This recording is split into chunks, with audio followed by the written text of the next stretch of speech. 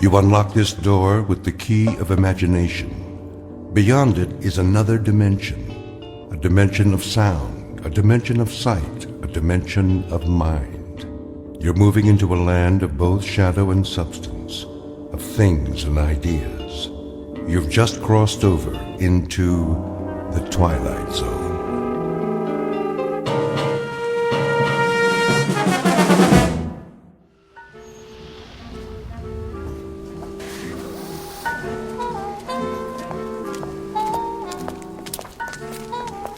Welcome to the Madison Avenue track. Step onto the moving sidewalk. Single file, please. No pushing or shoving. The time is 8:37 a.m. Excuse me. Certainly. I'm in line here. Yes, of course. I was next. I don't believe... I have to get to work. Do you? We all do. If you don't mind... Make room, please. I'm late. The line starts back there. Are you being rude? Why, no, I don't think I am. But if we all enter the pedwalk at the same time... You stepped on my toe. That wasn't me. I believe it was. I believe that's the imprint of your heel on my shoe. If it were, you'd have even worse fallen arches. I don't appreciate that attitude. I have a suggestion. If we all go barefoot, there'd be more room. You know, more foot space per square inch. Squeezing heel to toe, so to speak. Why, I never. Of course, if someone fat comes down too hard, those little piggies would suffer, crying, wee, wee, wee, all the way home. Would work, as it were. Your remarks are most distasteful.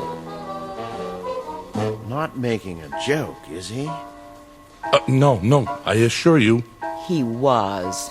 Completely inappropriate. Yes, indeed. This is a serious world we live in. No place for that sort of thing. None at all. I've a good mind to report him. I give you my word. I would never make a joke about anything. That's better. Unless someone weighs over, say, 250 pounds. It'd be hard to take that lightly. Did you say something? Me? You. Not at all. We'll see that you don't. Absolutely. I should hope so. You have my word. Some people. Not another syllable. You gave your word. Positively. These are serious times. For serious people. It's a necessity. With all that's going on in the world? I couldn't agree more. Well then, see that you do. My lips are sealed. Madison Avenue, next corner. Step off the moving sidewalk. Single file, please. No pushing or shoving. The time is 8:39 a.m. Excuse me. I have to get to work. Wee.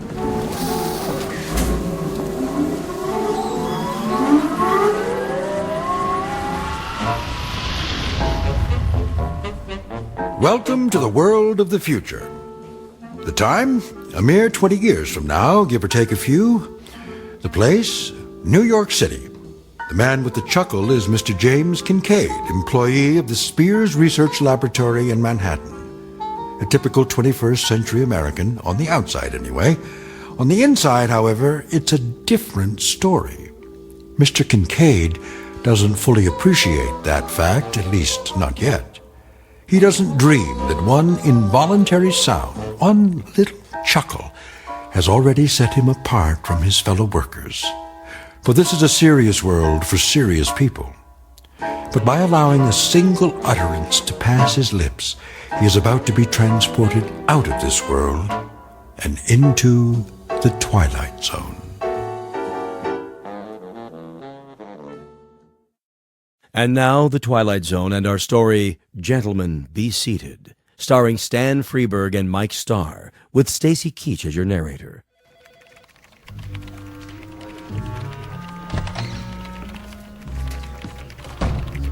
Morning, Kincaid. Morning, Miller. Not late, am I? You're cutting it pretty close. Sorry, Lindsay. Little skirmish on the pedwalk this morning. Skirmish? So many people nowadays. I hear there used to be cabs in New York. Think of it. Cars with drivers that took you all over. Up one street and down another. Shortcuts. Sounds like a nightmare. Yes, I guess it does. Biddle's not in yet, I take it. Mr. Biddle's never late. It's 8:59 now. That means he'll be here in, well, less than a minute. 30 seconds, to be exact. Morning, Mr. Biddle. Yeah, morning, Mr. How do you Biddle. do, sir? Hello, sir. Good morning. Well, enough chit-chat. Back to work. Yes, sir. Yes, Yes, sir. sir. Look at that. What? Biddle. Somebody moved the electric coffee maker. So? He doesn't see the cord. He's going to trip on it. Shouldn't we tell him? No, wait. This is gonna be good. How can you say that? Mr. Biddle! Mr. Biddle, watch where you're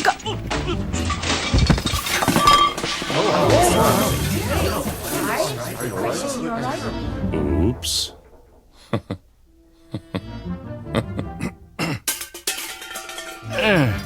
Who said that? Why, no one, Mr. No one Biddle. said anything. Yeah, nothing at all. Was it you, Miss Capshaw? Me, sir? I only meant you should watch where you were There going. was an oops, followed immediately by what I took to be a chuckle. Oh, no, sir. I didn't laugh. No one laughed. Was it you then, Kincaid? None at all, sir. I didn't say a word.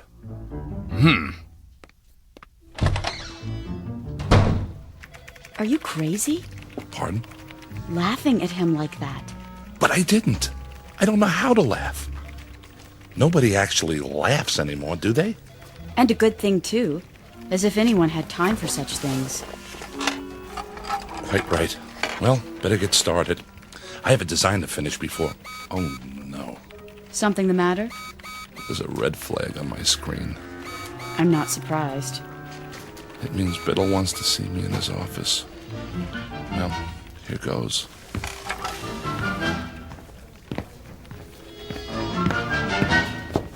Yes. Kincaid here. Come in. You wanted to see me, sir? Sit down. I could come back later if you That want... chair right there. Yes, sir, Mr. Biddle.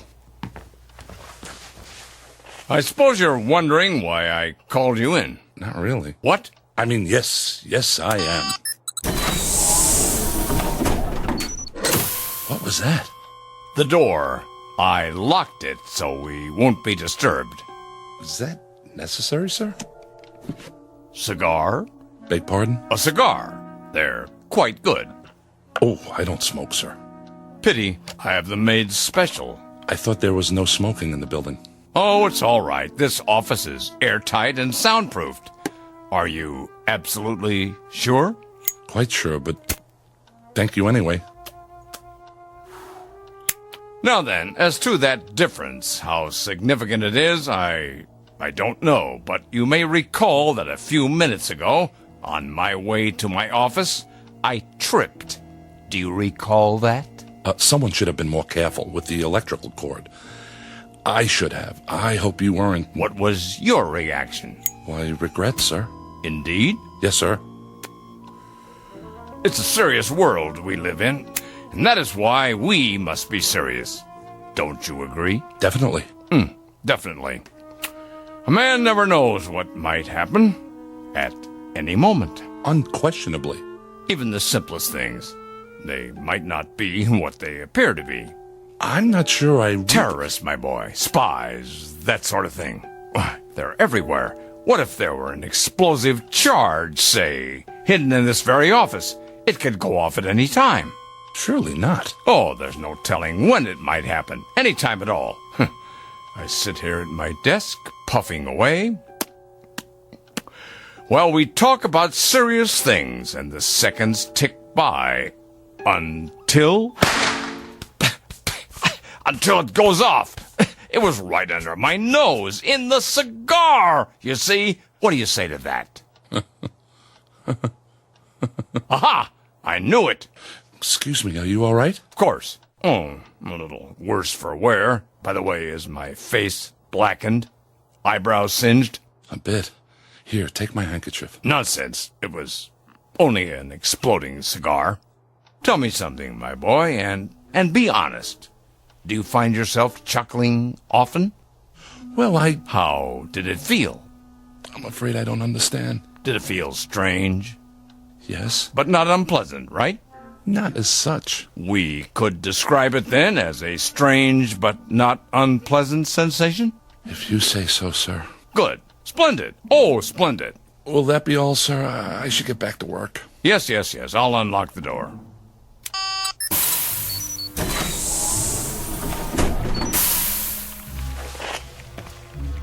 Thank you, sir. Look at them out there. Pardon? Do you see any smiles, Kincaid? Even one single little grin? No, sir. And do you know why? Because they've forgotten how, that's why. Note the emptiness in their eyes, the deadness, the utter nothingness. Like machines, Kincaid. Machines! Circuit boards with legs. I don't understand, sir. Not as yet, perhaps, but soon. Oh, my boy, if there ever is to be joy again in this world, and love, and happiness, and laughter, especially laughter, it's going to depend on you and those few like you. Oh, trust me on this. Me, Mr. Biddle? And now, a report from the executor. It's the morning report from Washington. Eyes forward on the big picture. Isn't he handsome? Just like on the posters. All right, everybody.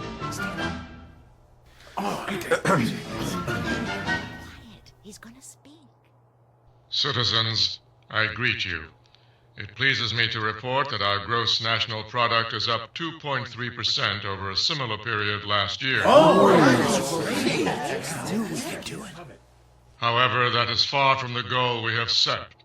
The goal we promised ourselves. Kincaid, bigger, better I have country. one more question World for Council you. shows a decrease in hydroponic Why do production. firemen wear We red can only point to suspenders? inefficient use of available time.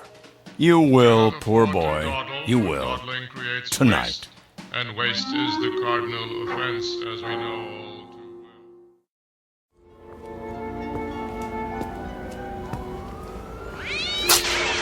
What in the... Here I am, my boy. Oh, Mr. Biddle. Just as we said, 7:30. Right on time. Yes, sir. I almost didn't make it. Oh? Trouble? The directions you gave me were fine. It's just that I've never been to this part of the city before. The pet walk doesn't run this far. Oh, well, first time for everything. Glad you could make it. You've had dinner, I trust? I ate something. The usual synthetics? Of course. Well, they're all right, but I'll tell you something. There's a great deal of difference between a steak and something that only tastes like steak. Just as there's a difference between a human being and something that only looks human. I see. Do you? I hope so. I really do. I'm afraid I don't see much at the moment. That's because most of the streetlights are out. They don't bother to fix them since no one comes here anymore. Something the matter? It's just the smell. They don't spray out here either, but you'll get used to it. May I ask, where are we going? Why, we're almost there. We are? Yeah, they call this no man's land. The last of the old world, right here in the city. Beautiful, isn't it? I suppose. You don't think so. You think it's non-functional. A lot of ugly, wasted space. I know. Well, not to worry. They'll have it torn down in a few years, swept away, forgotten. Evening, gents. Why, good evening to you, sir. Could you spare a smoke? Sorry. Hold on, my good man. I have here a cigar of the finest leaf, hand-rolled to my specifications. You're not really going to... Have no fear, my boy. This one's real. You sure? Indubitably. How about some spare change for a cup of Cava Java? Don't press your luck. Thank you. Thank you kindly. Blessings to you, mister. To the both of you. Plenty of unhappiness here, James, but plenty of happiness, too. Stand here a moment. Come on, close your eyes. Can't you almost hear the crying and the laughter? Don't move your head, please. What are you doing? Just a handkerchief. A simple blindfold. What? Nothing to be alarmed about. Just a precaution. There. Can you see? No. Good. Now turn around 5 times. But why? It's necessary the first time, in case you're rejected. Now take hold of my arm. I'll lead you to the entrance. Very, very private, you know. That's it. And away we go.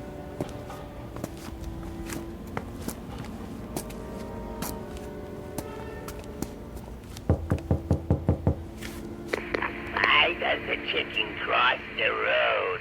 To get to the other side. Come along, my boy. You can take off the blindfold now.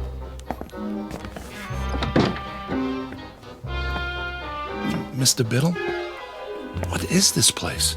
The foyer, of course. Those 2 chairs, they look like thrones. What else? But, Mr. Biddle... What can I do you for? Good evening. Is he in? Let me see. Maybe yes, maybe no. Tell him number 709 is here with the recruit. Alrighty then. Try not to miss me while I'm gone. In the meantime, gentlemen, be seated. Who is that? What does it look like? A clown, of course. Well, you heard him. Sit down. I recommend the chair on the left. You say so. There. Feel better? I suppose. My turn now.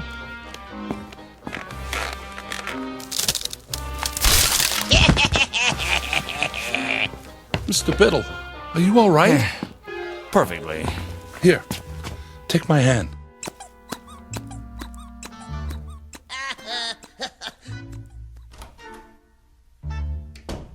I'm disappointed in you, Kincaid. You are? Didn't you find that the least bit funny? Just now when I went sprawling? No, sir. You could have been hurt. Oh, James, please. Try. Try. Don't tell me you've forgotten how to laugh. Not you. I was so sure. Sir, if you'd only explain to me... No, there's too much explaining in the world and not enough laughing. We're all turning into a race of machines. Cold, efficient, heartless machines. Ta-da! Who are you? Feast your eyes. Ever seen the smoke before, huh? The executor. He does wonders with makeup. For a court jester, that is. The face doesn't quite go with that 3-pointed hat. What's the matter? You don't like it? I didn't say that. Then I guess the yoke's on me. Well, don't just stand there with egg on your face. What goes up the chimney down but not down the chimney up, huh? Quickly. I don't understand the question. Would you repeat it? Too late. Timing is everything. Go on, tell him. An umbrella. What? An umbrella. I don't know, Biddle. I'm very dubious. He chuckled. So you say. I haven't heard anything.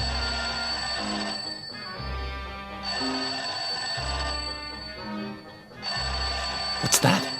Sounds like the phone to me. Well, don't just do something. Stand there. Jester here. It's for you. It is? Hello? I say, hello? Sir! It squirted me. Right in the eye. Must be an overseas call. Better clam up. I'm all wet. You sure are. Now I really need a towel. Oh, Biddle. Yes? I've got something for you. Watch out! Spoil sport. But he's got something behind his back. Where? Right here. But I don't like pie. Lemon meringue. You're positively reeking. Time to hose off, and nothing leaves you squeaky clean like good old seltzer.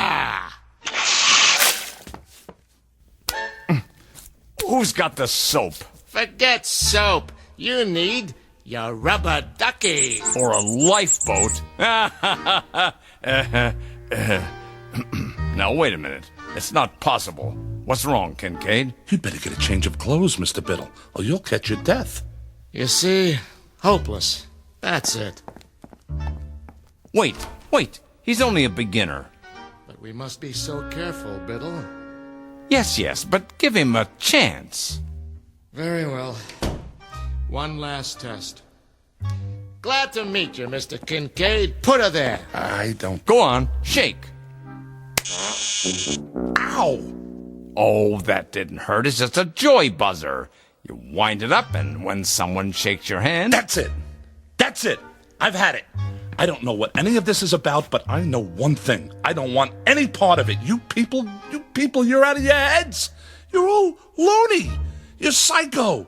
I'm getting out of here right now, and don't try to stop me. Uh-oh. Another fine mess you've gotten us into.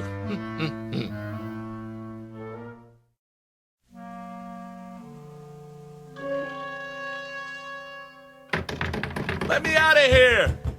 You see? Emotion. I'll admit that's encouraging.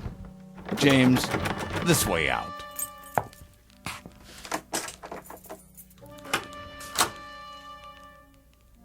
If you please, it's just through here. No tricks this time?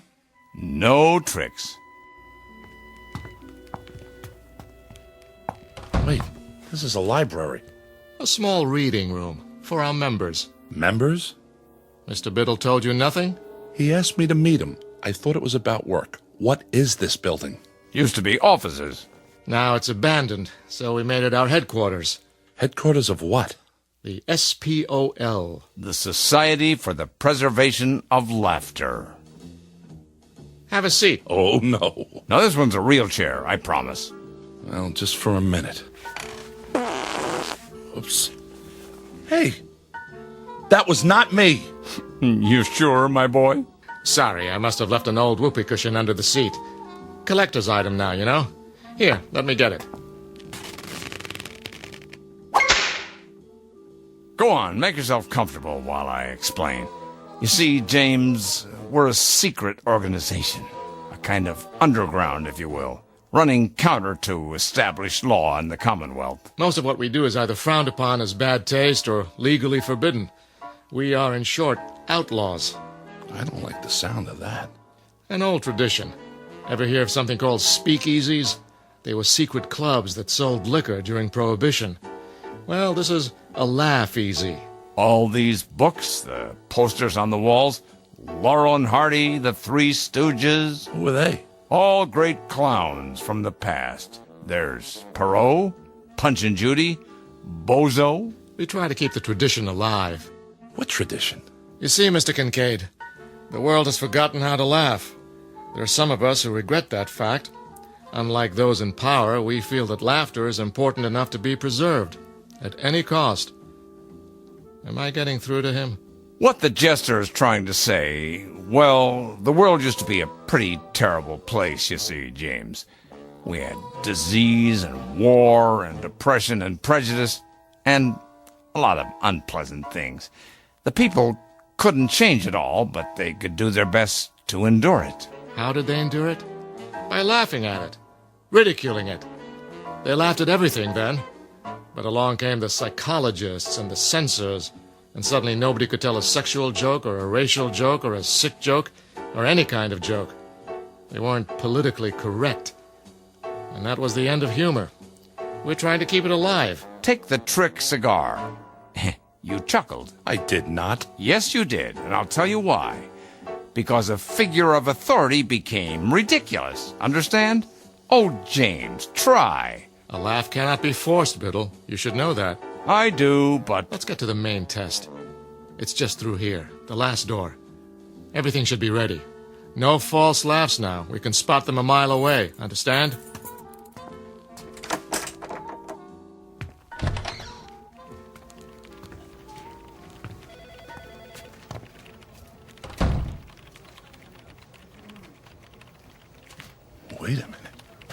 Wait a minute. This looks like... Spears Research. where you work, Kincaid, where I work. A perfect replica, down to the smallest detail. But how? It's nothing, really. We have art directors, carpenters, just a matter of painting a set, some props. And now, The music. a report And the screen. The executor. Is he giving an address? You'll see. Okay, everybody stand up. Citizens, I greet you. It pleases me to report that our gross national product, however, that is far from the goal we have set. Yay, is a tomato for ya. For a bigger, better country. The World Council shows a decrease in... Our broadcast has been temporarily interrupted. Refreshing, wouldn't you say? But it's unpatriotic.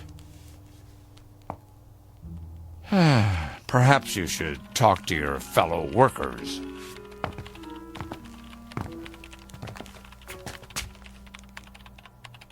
Miller? Is that you? Who wants to know? It's me, Kincaid. But how? A rubber mask. Realistic, if I do say so. Watch this. He's about to reboot his computer. Now, boss? Now.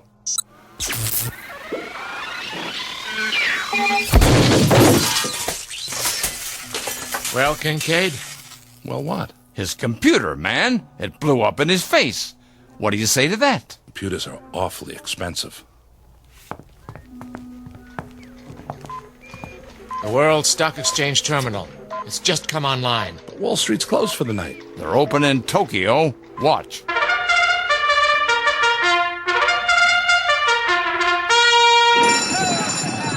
And they're off. Dow takes the lead, followed by DAX, NASDAQ, Fortune 500, and gross national product. As we go into the turn, it's OPEC forcing the pace. Wait, national debt's closing in. Now it's consumer spending versus trade deficit. Fighting it out neck to neck. This is going to be a close one, folks. And the winner is Beetlebomb. Gross national product in last place. The executor said the gross national product was in good shape. Oh, not much hope for him.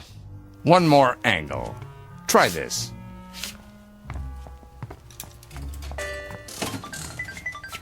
Lindsay? Hi, Jim. But this isn't your computer. I traded it for a video poker machine. Got a quarter? A quarter? Come on, I'm on a roll. One more win and I'll buy lunch. What do you say? All right.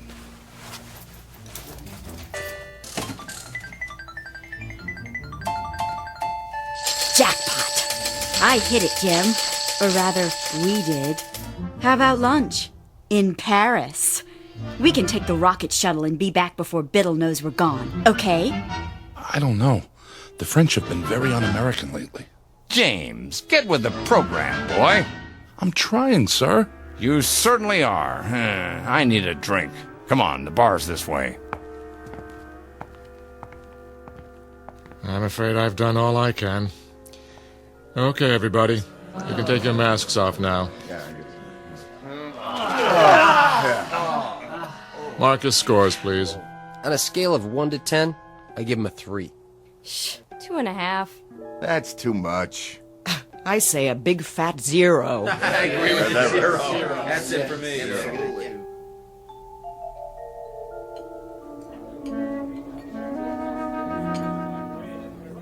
What'll it be, germs? I mean, gents? Martini, double. And one for my friend here. Make it special. Coming right at you. Were those my judges? Don't worry about it. I haven't given up on you yet. How about a game of darts? But, sir, the target's there.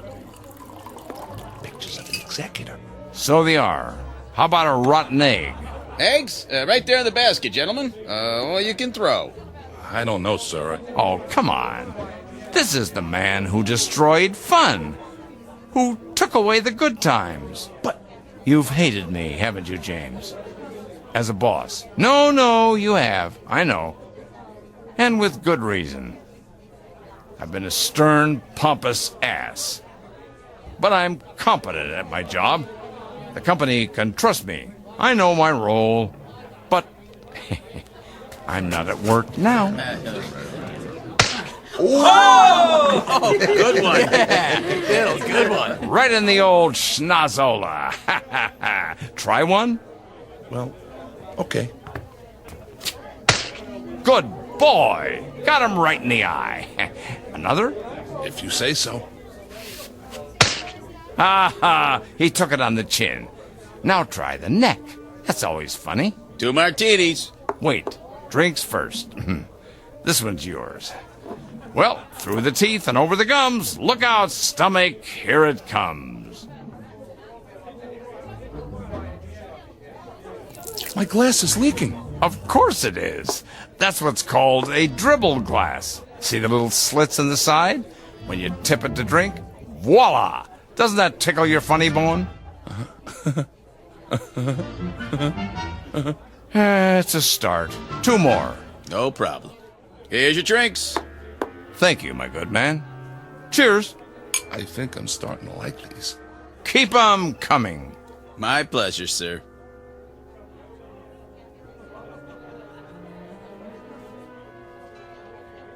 Look at the screen.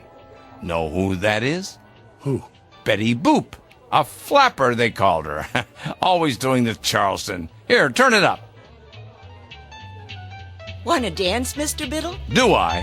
Hold my drink, James.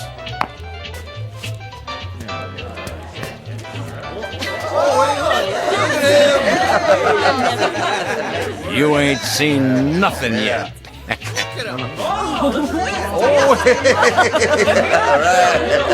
Biddle, Biddle, Biddle, Biddle, Biddle, Biddle, Biddle, Biddle. I'm laughing. Biddle, Biddle, Biddle, Biddle,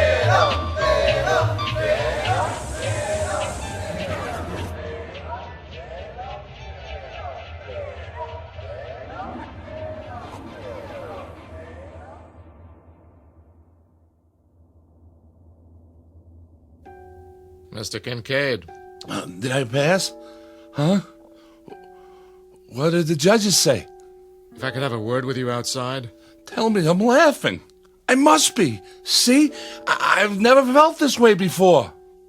Sorry, Mr. Kincaid. Time's up.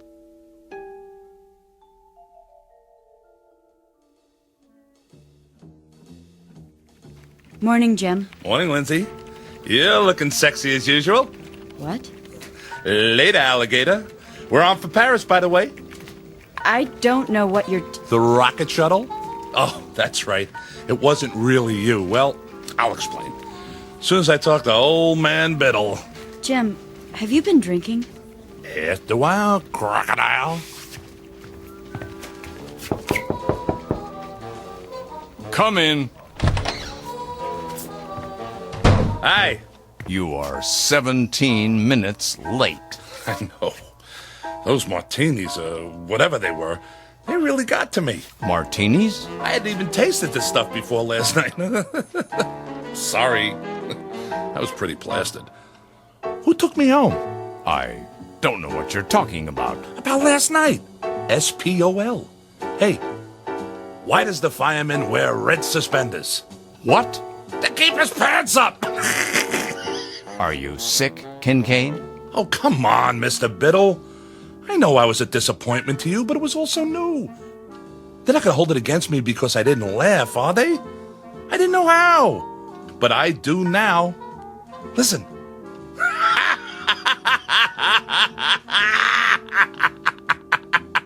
Kincaid? Yes, sir? You're fired. So the judges ruled against me. I don't blame them. You can fix it, can't you? Get out. All I want is a second chance. Is that too much to ask? I can learn.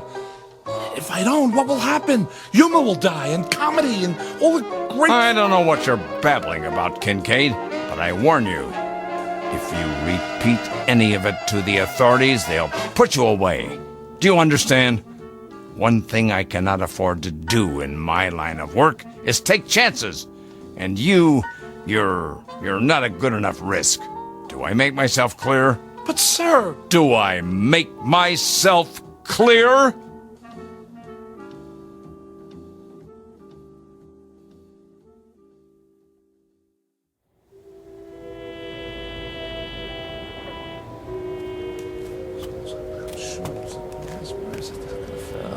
Evening to you. Evening. I was wondering, can you spare a smoke? Sorry, I don't... Wait a minute. Have you ever seen me before? You? Well, no, Did you smoke a cigar last night? Oh yeah. I think I did. Here. Get yourself a cup of Cava Java. Hey, thanks. Can I ask you a question? Yeah? Would you happen to know where it is? Where what is? The place where they laugh. That's a good one. No laughing around here. It ain't allowed, you know. I know. Well, evening to you. Yeah. See you in the funny papers. A section of the city known as No Man's Land. Mr. James Kincaid, once 39, but a lot older now. He frequents this neighborhood every night, perhaps hoping to hear the lovely, desperate sound of laughter echoing from a dark, unmarked building somewhere in the faraway reaches of the Twilight Zone. The Twilight Zone continues in just a moment. You are about to enter another dimension, a dimension not only of sight and sound, but of mind, a journey into a wondrous land of imagination. Next stop, the Twilight Zone. Hi, this is Stacy Keach. I'd like to take a moment to tell you about our Twilight Zone website at twilightzoneradio.com. At twilightzoneradio.com, you'll find the latest information on these Twilight Zone radio dramas, including behind-the-scenes photographs, plus the newest product releases, trivia contests, ways to contact us, other Twilight Zone-related info and merchandise, plus links to other fascinating websites. So make your next stop twilightzoneradio.com. Visit twilightzoneradio.com to purchase these Twilight Zone radio dramas on cassette and CD, or call toll-free 1-866-989-ZONE. That's 1-866-989-9663.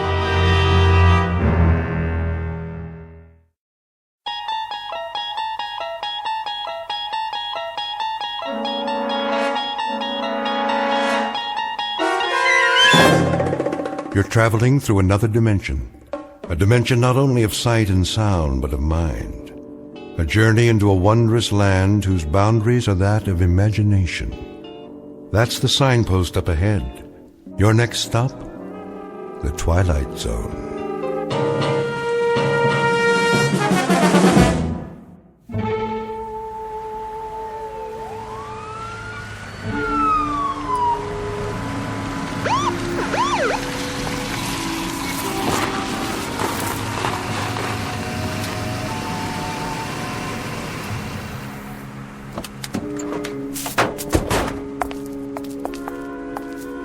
The address? Yep, 2719 Ye Old Curiosity Shop.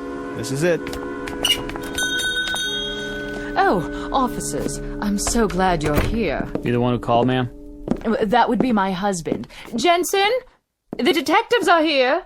How do you do? Mr. Brown, what seems to be the problem? Appalling. Absolutely appalling. They broke in through the storeroom. That was the first thing we saw this morning. The back door off its hinges. My husband almost had a heart attack. All right, take it easy. Was anything missing? A number of items, I should say. The sense of violation. Our entire stock will have to be re-inventoried. For the insurance, you know. Quite a number of items. A large number. Well, then I guess we'll have to take some pictures. Dust for prints. I consider it a personal invasion. The complete and utter disregard for boundaries for one's private space. You folks have a list of what was taken? Oh, we wouldn't know where to begin. So many things. A Queen Anne chest. What was in it? I don't know. We could never get it open. I was going to have a key made. Hard to say what could have been in it. Almost anything. Jewels, family heirlooms. We bought it as is at an estate sale. What else? A Louis XIV washstand. Our pride and joy. 2 antique children's chairs. 5 vases. 6 Ming Dynasty. 2 hand-carved teakwood cigarette cases with platforms. Approximate value? $100. He means 200. A tray of rings, 3 sapphires, 3 rubies, 3 emeralds. All genuine? Well, the rubies are actually... All genuine. And there was a 19th century silver service for 12. Isn't that right, Jensen? And a dining room chair made in 1778. Let me see. 3 paintings in frames. Early Picassos? Huh, that right. What about the stuff that was in the window? Oh, nothing of real consequence. Don't forget the other tray of rings, dear. Remember? The Native American baskets and the camera. One camera? A very special camera. One of a kind. Make? Well, it didn't have a name on it. At least we never could make it out. Foreign lettering, indecipherable. Probably ancient. Never saw one like it before. It was here when we bought the shop. It was imported. Very rare. Very, very rare. At least 100 years old. Okay, let's see what we got here now. Let's see. Okay, 6 vases, 5 ceramics, a Native American basket, jewelry. A tray of rings. All paste. 6 vases of the Ming Dynasty. I don't know what dynasty they're from, but it ain't Ming's. They're from a rummage sale and they're worth a couple of shucks apiece. Chester, will you pipe down and let me read the article? Larceny. Plain no good larceny is what it is. That's nothing but a list for their insurance company. Why, those crooks. Police theorize that the thieves broke in sometime during the night. Mr. and Mrs. Jensen T. Brown, the proprietors of the antique shop, listed the following additional items as among the goods stolen. A Louis XIV candelabra. A phony candlestick holder. For Liberace. 2 antique children's chairs. 2 thrift shop chairs for midgets. And a set of U.S. Navy surplus tableware. Plus a chest worth maybe $25 tops. Hey, listen to this. The paper says there's 3 oil paintings by Picasso. Yeah, 3 posters in dime store frames. The guy who painted them thinks a Picasso is a foreign sports car. 2 teakwood hand-carved cigarette cases. All right, knock it off. Here's something they forgot to put in the paper. A camera? Big deal. Well, it looks like an antique. When I was a kid, you could have bought this in a 5 and dime. But now, I get it as part of a heist. Perfect. The whole haul is worth maybe $50. A fence will give us 10 if we're lucky. I could have shot pool for half an hour and made more. Oh, come on, Chester. Want to take my picture? You think that thing works? Well, let's give it a try. Even if there's film in it, it'd be so old by now that... What do you gotta lose? Huh, Chester? Please. Please.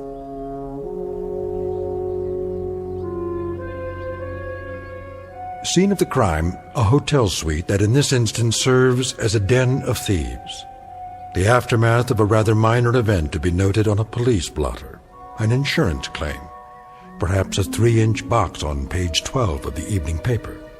There's just one small item to be added to the list of loot. A camera, a most unimposing addition to the flotsam and jetsam that came with it. Hardly worth mentioning, really, because cameras are cameras. Some expensive, some available at the corner drugstore.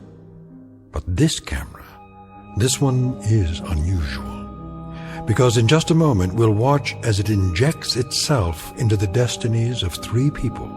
For it happens to be a fact that the pictures it takes can only be developed in the Twilight Zone. And now, back to the Twilight Zone with A Most Unusual Camera, starring Mike Starr with Stacy Keach as your narrator. Please, Chester, take my picture. Look at this crummy thing. Foreign writing all over it. No place to open it up. Where do you put the film in? Maybe it's already got film in it. Yeah, sure. From the Ming Dynasty. And you think it's still good? Come on. See? You look through the thing on the top here. Now, this must be the button here. Wait, let me pose nice. Hold it, baby. Say cheese. Ta-da! Perfect. Fits right in. Everything else for nothing, so we get a camera that's for nothing. You and your curio shops. My curio shops? You cased the place. You fingered it. You did all the planning. Oh, listen to Miss Culture over there, the patron of the arts. Never mind hock shops, she says. No, let's go up in life. Let's knock off a curio shop, because curio shops have nothing but objects of art worth a fortune. And who touted me? The art lover over there. 2 weeks of planning, a whole night on the job, and what do we have, Paula? 400 pounds of junk. Yeah? Room service. Wait a minute. Room service, huh? I didn't order no room service. It's the law. What are we gonna do? Quick, dump all this stuff out the window. Hold on, Chester. I called for room service, okay? You did? To celebrate our newfound wealth. What'd you order? A breakfast for two with all the trimmings. How are we gonna pay for it, Paula? This room is costing me a fortune. Coming! Just leave it outside the door. Oui, monsieur. Very well. I'm not even hungry. How can I eat at a time like this? Maybe a little coffee is all I need. Look, Chester. What's that sticking up out of the camera? It's the picture. I told you it'd work. Hey, let me see that. Well, how do I look? I don't know. Picture came out fine, just fine, but... Isn't that nice? You take good pictures, Chester. Well, there I am standing by the window. Did you get a good look at this? And so clear. No flash or anything. And look how clear it is. Oh, wait a minute. Let me think. What's the matter with you? What's the matter with me? Paula, go over to the mirror. What? Go ahead. Now look in the mirror. You're missing a couple of buttons on your shirt? Go on. Now look. We look nice together, don't you think? We ought to get some pictures of the two of us. Will you look? So? What's to see? What you wearing? You like my nightgown, Chet? I got it special for you. I like the way it sort of clings to my body. What do you think? Right. Now, look at the picture. So, there I am, standing by the window wearing A what? a fur coat. Oh! Yeah, a fur coat, which you don't have. Huh. Looks like mink. One of those Ember Autumn Haze models. Real pricey. Could be sable. Nah, I don't think so. It's a mink, all right. Chester, what am I doing wearing a fur coat? I wasn't wearing a fur coat when you took the picture, was I? Of course you weren't. I don't have that kind of money. I don't even own a fur coat. Chester, what is going on? I got it. Got what? It's a gag. A gag? A gag camera, strictly for laughs. What do you mean? You know, like at Coney Island. Remember? It looks like you're wearing a costume or something. I don't think so. Sure. Inside they got these ready-made pictures already developed. But the negatives have already got a picture on them, see? The only thing this takes is the face. But we ain't in Coney Island. You know, like a carnival when you pose in front of those crazy cardboard things. You put your head on top of the cutout. Fat lady, sailor, cowboy, driving a car, you name it. And it looks real. That's what this thing is. Not bad. That's kind of clever. You sure? Sure, I'm sure. Well, we might as well clear up the rest of this junk. If you say so. What are we gonna do with it? Who cares? Stuff it down the garbage chute for all I care. Except for these phony Ming flower pots. Chester, what'd you do that for? Now we gotta clean it up. No, we don't. Leave it for room service. We're paying enough. There's one thing we didn't open yet. Yeah? That little chest over there in the corner. Did it come with a key? No, you'll have to open it in your own inimitable style. There ain't a lock ever made I can't, Jimmy. Anybody ever tell you you had a lousy disposition? If I have a lousy disposition, it's because I'm married to a nickel and dime heister who can't tell a real diamond from a baseball diamond. Baby doll, this suite is costing an arm and a leg. Delivered and paid for by Mrs. Diedrich's son Chester from profits collected during a slew of years when you weren't even in the picture. So happens that I need you like I need a 3-time conviction. Well, aren't you the clever one? Let's see what's inside. Chester, look! I'm looking, but I don't believe it. The most beautiful fur coat I've ever saw. Full length, too. Oh, so we scored something after all. We sure did. And don't start giving me any of your cheap pizzazz about taking this to offense. I wouldn't dream of it. Don't argue with me either. This is for little old Paula. Oh, look at these, stripes. Different colors, all mushed together. How do they do that? I think it's called Ember Autumn Haze. Like the one in the picture. Right. Exactly like the one in the picture.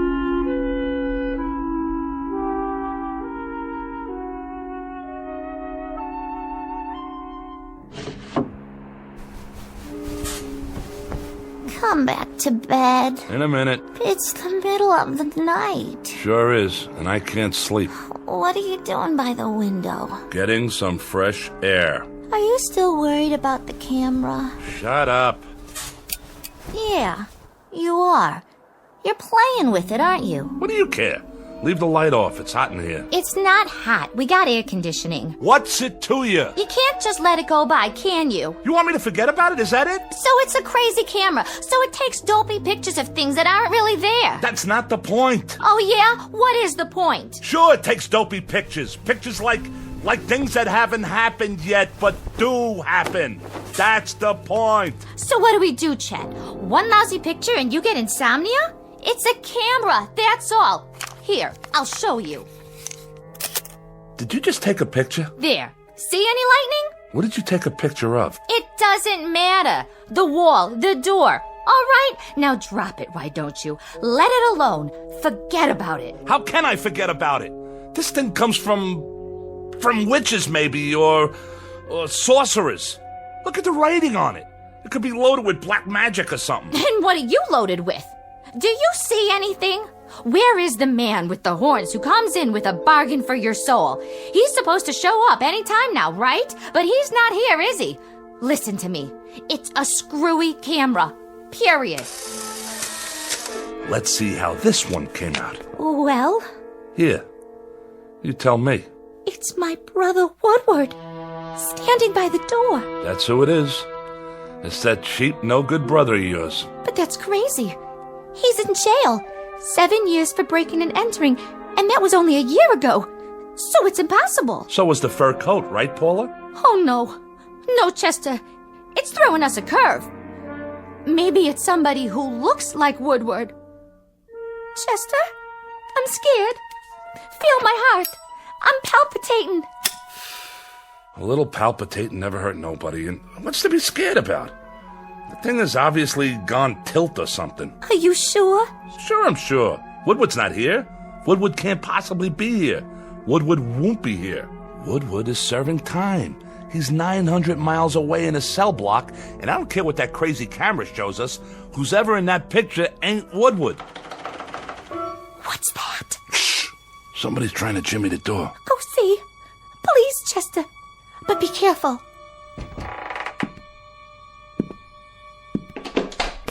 Woodward. Hi, Paula. Hello, Chester. I didn't want to wake anybody, so I just, use the old lockpick on the door.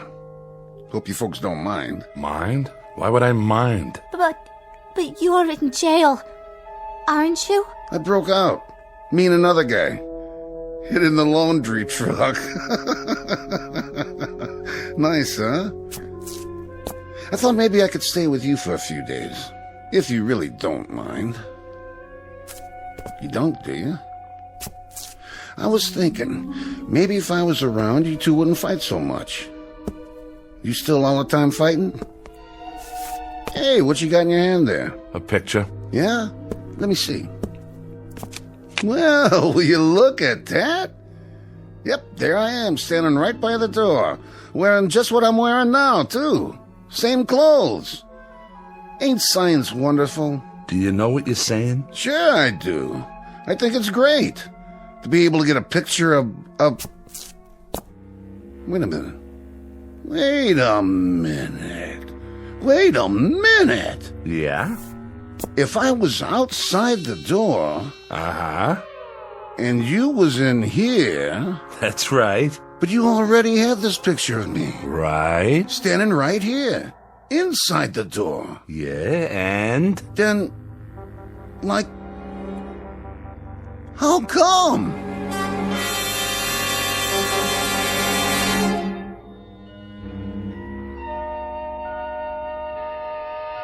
Sleep well, Woodward? Yeah. Thanks for letting me use the couch. Think nothing of it. A growing boy needs his rest. What are we going to do today, Chester? I don't know yet. But I got a feeling it's going to have something to do with that camera. I still don't see how we can use it. Neither do I. As far as I can see, it's strictly for laughs. Well, maybe we could sell it. For some big bucks. There's rich people might want something like that. For what? Well, I don't know. Find out who's coming to the front door of their office. Like a hidden camera. See who's robbing them blind, in advance. Try selling them an item like that. They throw you out on your duff. Or some company. They could take it apart and see how it works and make new ones. No way, you'd never get in the door. They'd say you were off your rocker or burn you at the stake, one or the other. What do you think, Woodward? Oh, good call, Paula. Ask the intellectual in the crowd. We could sell, like, tickets. Yeah, that's it. Set up a place, like, a stand somewhere, to take pictures. Like at a carny, right? Or maybe we could, like that. Thank you, Einstein.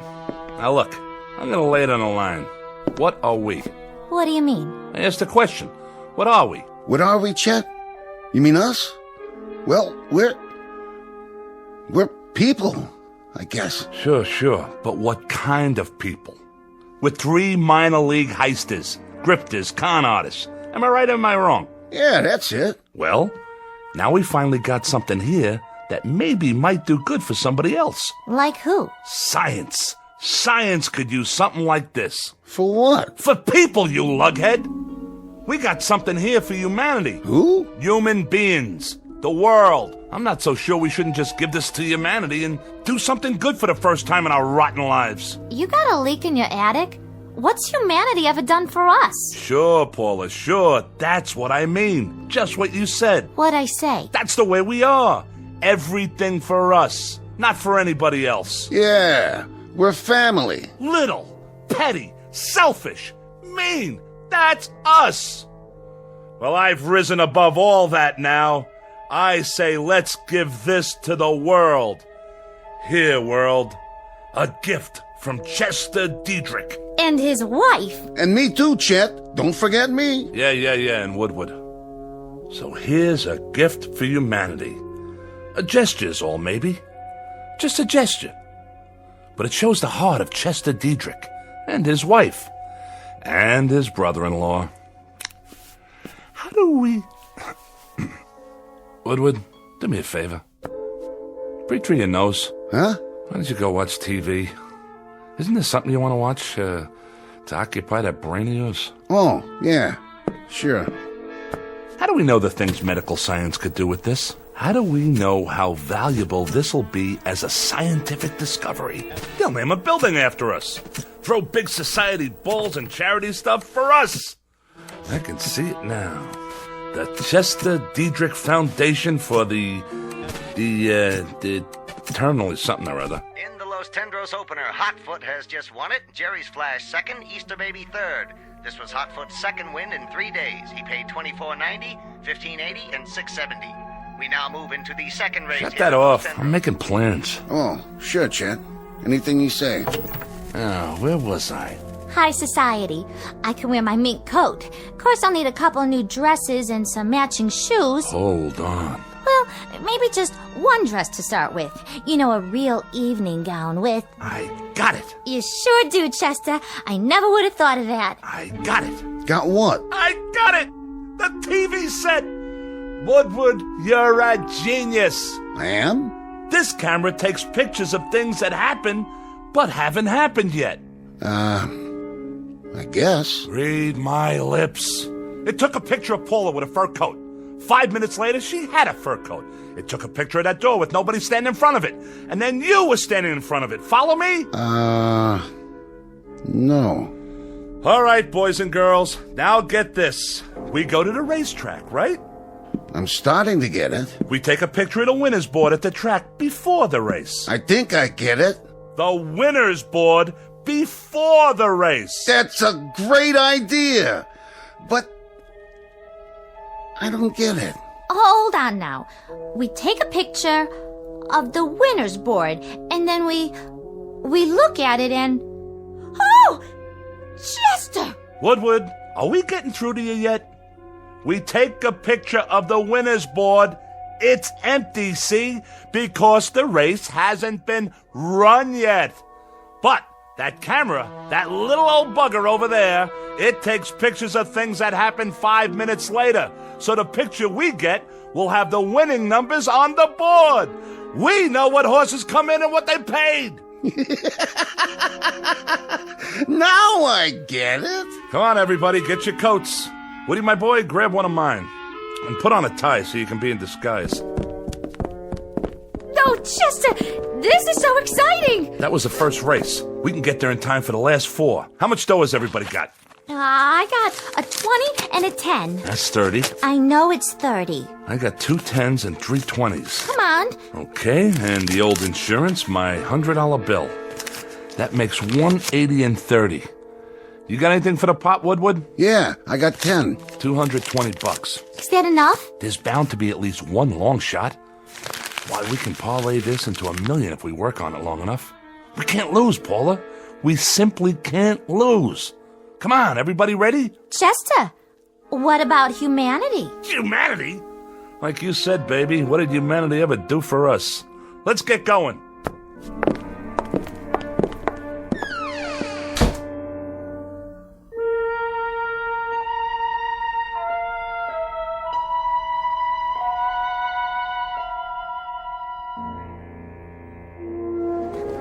Give me the camera. Let me see. The camera. You brought it, didn't you? Right here, Chester. I was just teasing. I'll brace it on the rail to keep it steady. Oh, boy, Chet.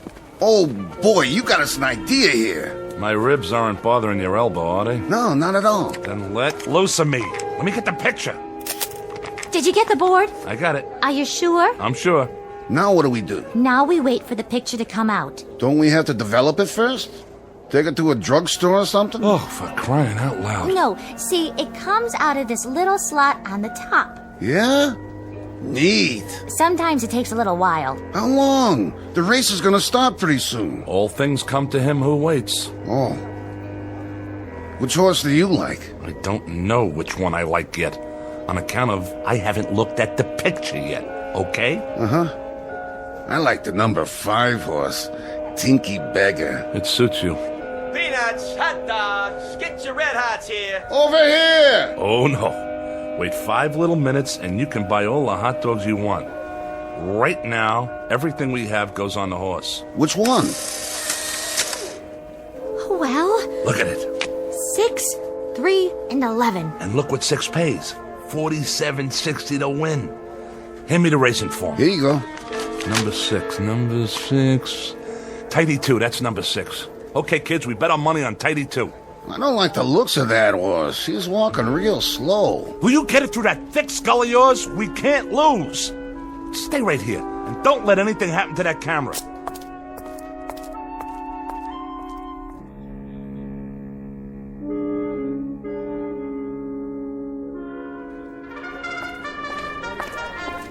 What's your bet, sir? Put it all on number 6, the works. Number 6 it is. Here's your ticket. Thanks.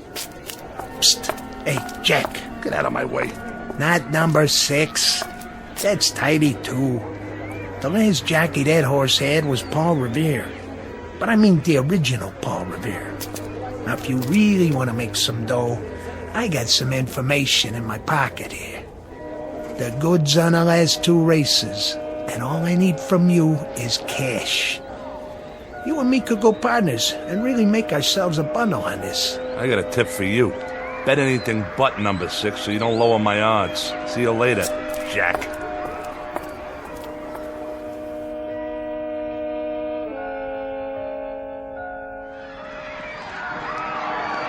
Rounding the far turn, it's Tinky Beggar, Sir Midas, Pink Gloves, Bart Jr., Lady Deck.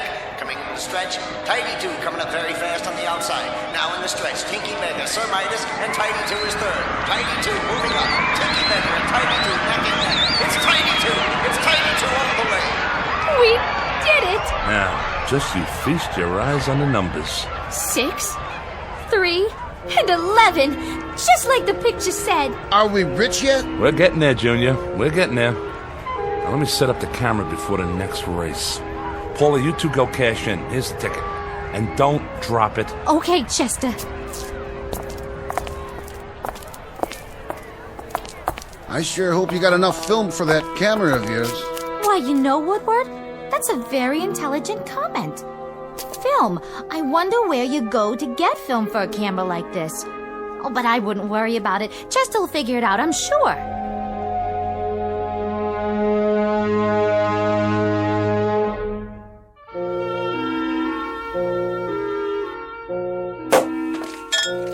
Want another glass, Chester? No, I'm on the phone. Yeah, but when can I get a delivery on something like that? No, I don't want the black one. It's gotta be yellow with black upholstery. Spoked wheels, Continental kit on the back, dual exhaust, power everything, the works. You got that? Now when can I get a delivery? All right, then order it. No. I'll pay you in cash. Come over with the papers tomorrow morning, we'll settle it then. How much did you say it was? No, I'm not backing out. I was just thinking. Maybe I ought to get 2. Huh? Well, you bring the papers. Fine. So long. It's the room service waiter. Are you done with your snack, Woodward? I ate the steak, but I can't finish all the chicken. I guess that'll hold me till dinner, though. Yes? I came for the dishes, madame. Right over there on the coffee table. Can you bring a couple of more bottles of champagne on the way back? Yes, madame, I can easily do that.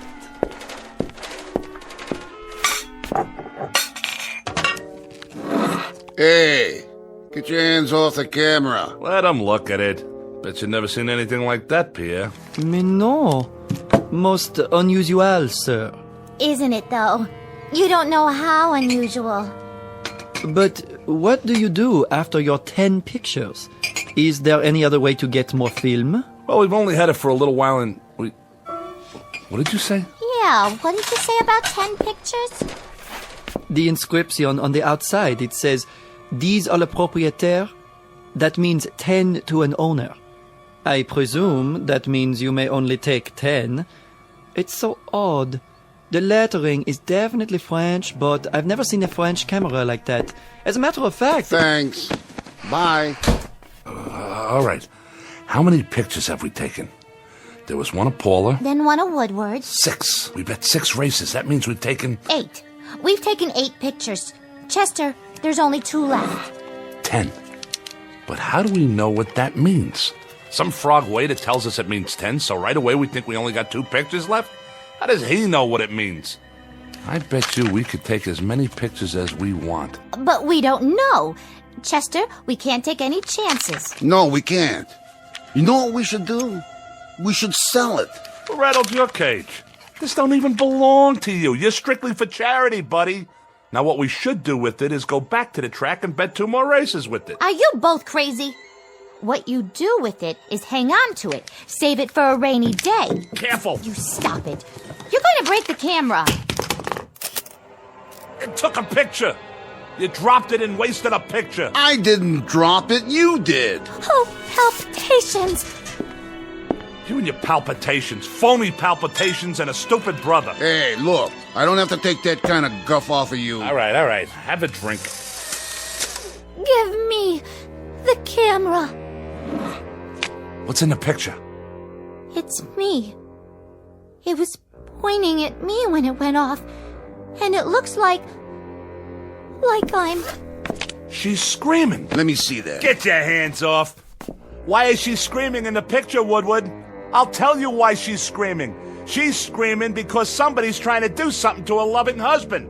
Some stupid ex-con with an idiotic idea about selling a camera to the highest bidder. And who doesn't care what he has to do to get it? Well, we'll see about that. Put the knife away. If she's screaming in the picture, it's on account of what some guy must be doing to her loving brother. You better put that knife away, Chester. You put her away, I'll take it and peel your skin off. Try to take my camera. Try to cut me, will ya? Stay away from the window! Watch out!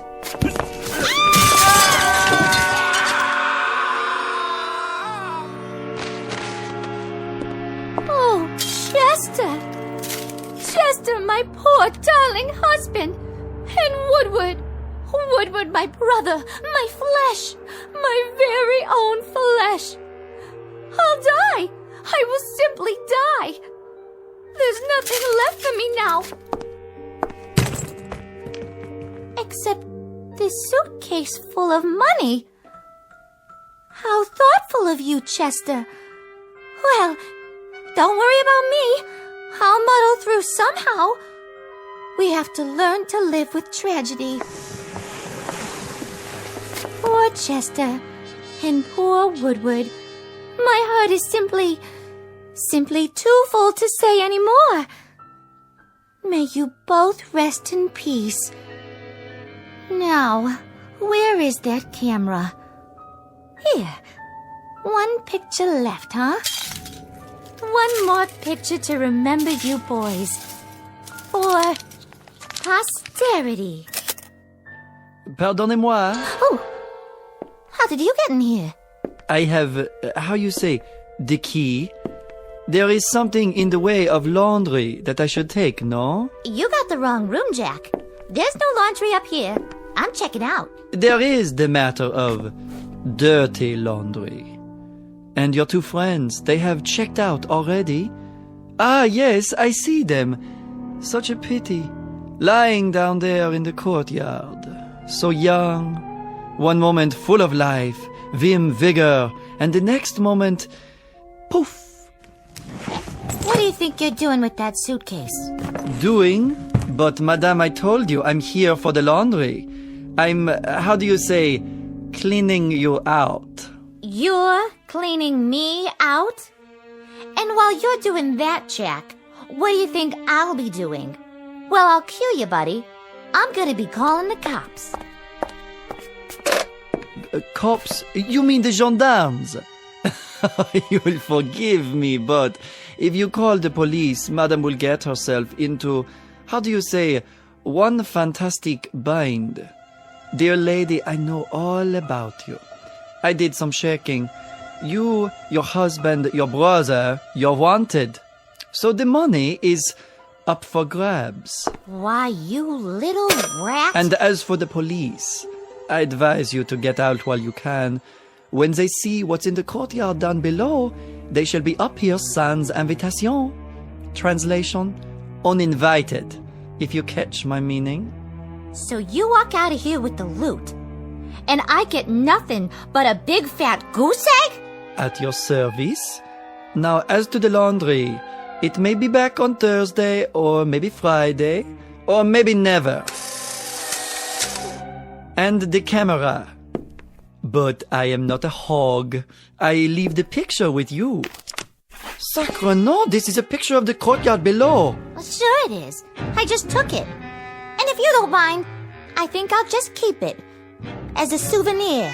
But how can this be? In the picture, there are more than 2 bodies. More than 2? Then who else is down there? Watch your step, madame. The broken glass. You will trip and hurt yourself.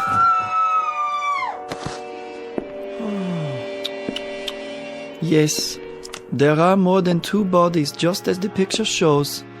1, 2, 3, 4. That is impossible. Wait, let me see. Oh, the camera! There it is. I can see it from here. If I lean out a few.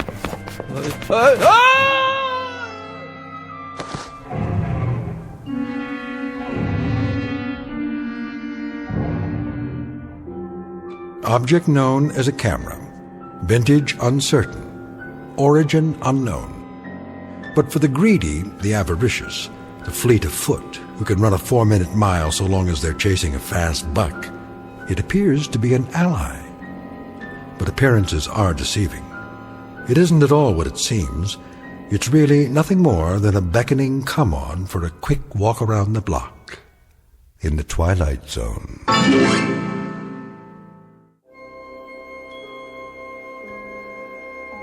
Hi, this is Carl Amari, producer of the Twilight Zone radio dramas. I'd like to take a moment to tell you about our official website at twilightzoneradio.com, where you'll get the latest news and information on these Twilight Zone radio dramas. Plus, at twilightzoneradio.com, you can digitally download 3 free episodes or any of our episodes for only $1.95 each. In this age of ever-changing technology, we've decided to make these episodes instantly available to you by making the Twilight Zone radio dramas a digital download-only series. This means that this series will no longer be offered on CD. The CD collections at our website are now being offered while supplies last at buy one, get one free. So be sure to get your favorites before they're sold out. Be sure to visit us often, and I'll see you in the zone.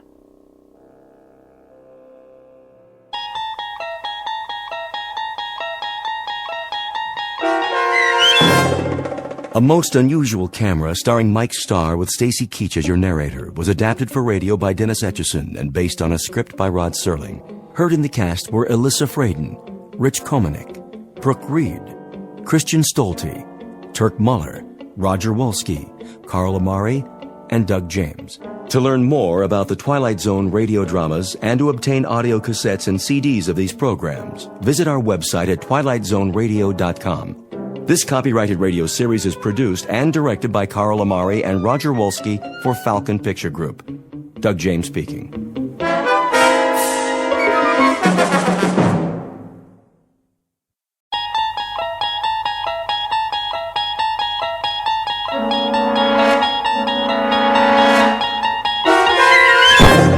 You're traveling through another dimension. A dimension not only of sight and sound, but of mind. A journey into a wondrous land whose boundaries are those of imagination. Your next stop, the Twilight Zone.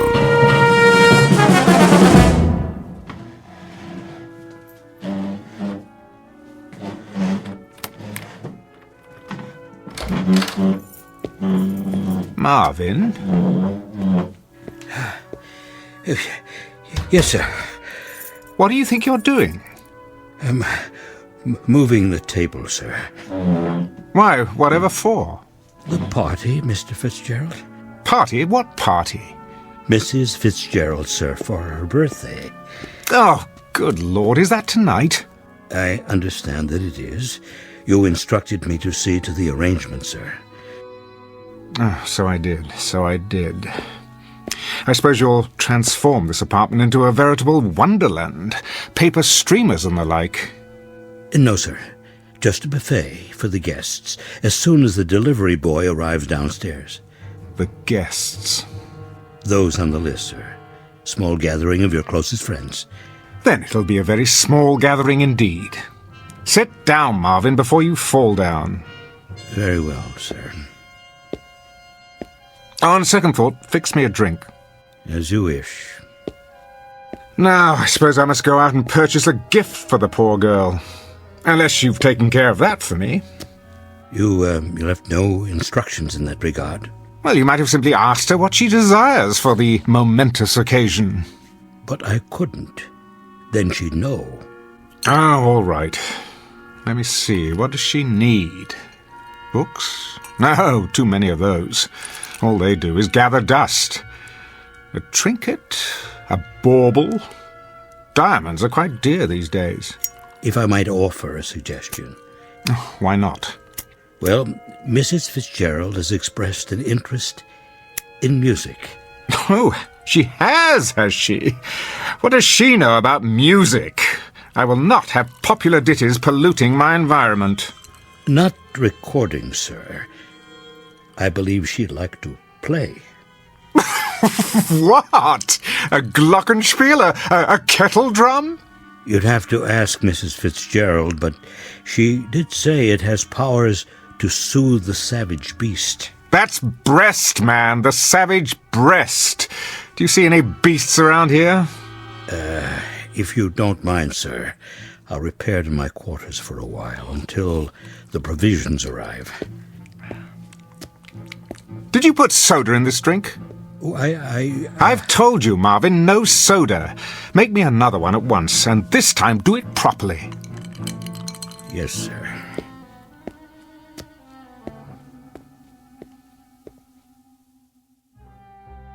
Mr. Fitzgerald Fortune, theater critic and cynic at large, on the day of his wife's birthday.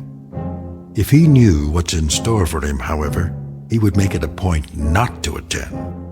Because before the party is over, an extraordinary instrument will play what might be called those old piano roll blues, an opening night that could only happen in the Twilight Zone. And now, the Twilight Zone and our story, A Piano in the House, starring Michael York, with Stacy Keach as your narrator.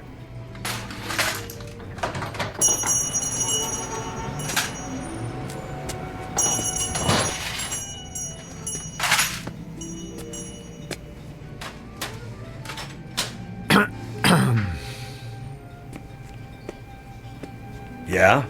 How do you do? If you don't see a price tag, ask. I am Fitzgerald Fortune. So?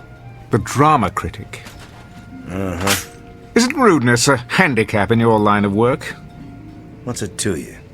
I saw the name of your shop, Treasures Unlimited. I stepped through the door, fully expecting to encounter some sentimental old biddy wearing an ostrich-plumed hat and a moth-eaten feather boa. Instead, to my sincere delight, I believe I've discovered a fellow misanthrope. What's that? A man who despises people. I got work to do, mister. Putting up stock. And I am meant to be writing a review this very hour for tomorrow's edition. So why aren't you doing it? Life intervenes. Looking for something in particular? A gift for my wife's birthday. Well, you're in the wrong place. This isn't a gift shop. It's a junk store. Exactly. You see, my wife has the absurd notion that she wants to learn to play an instrument. Unfortunately, she hasn't a trace of talent. How do you know that? Hmm? If you've never heard her play. I believe I know my own wife. However, I've hit upon a rather droll solution to her dilemma. Do you have, by any chance, one of those old-fashioned pianos that plays itself? A player piano? Funny you should ask. Amuse me. I just picked one up at an estate sale. Over here. It's kind of beat up, though.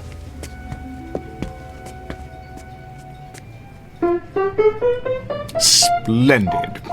Needs a good tuning. Nonsense. My wife will believe it to be an antique and cherish it all the more.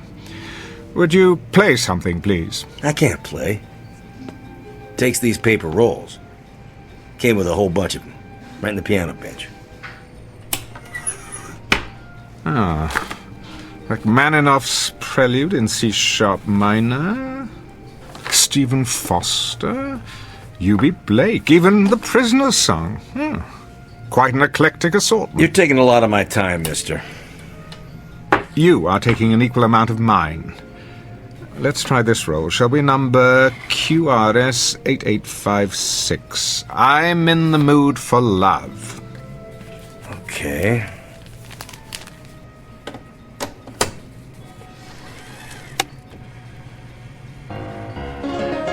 There we go.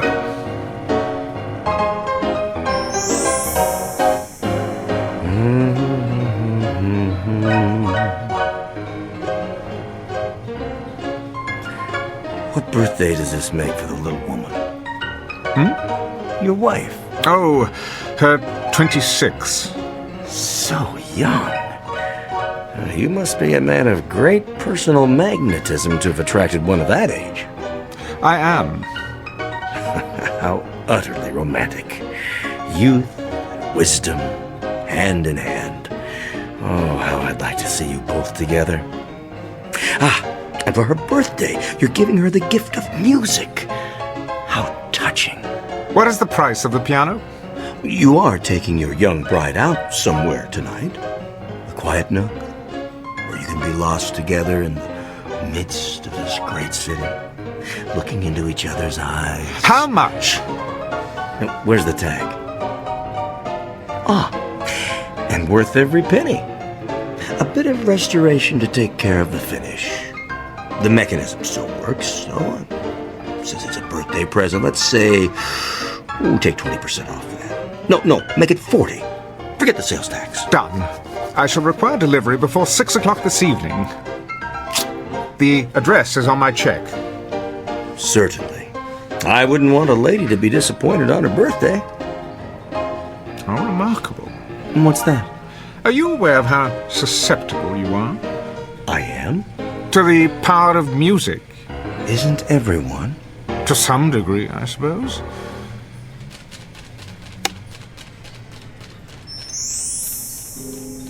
Okay.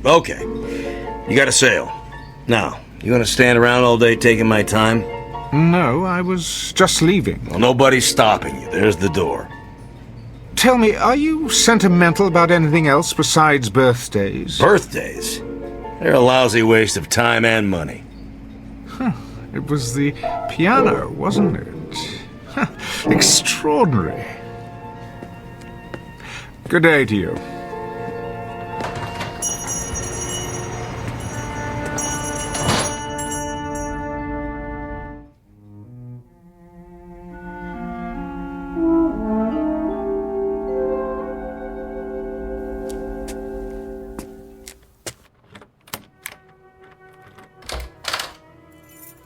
Marvin?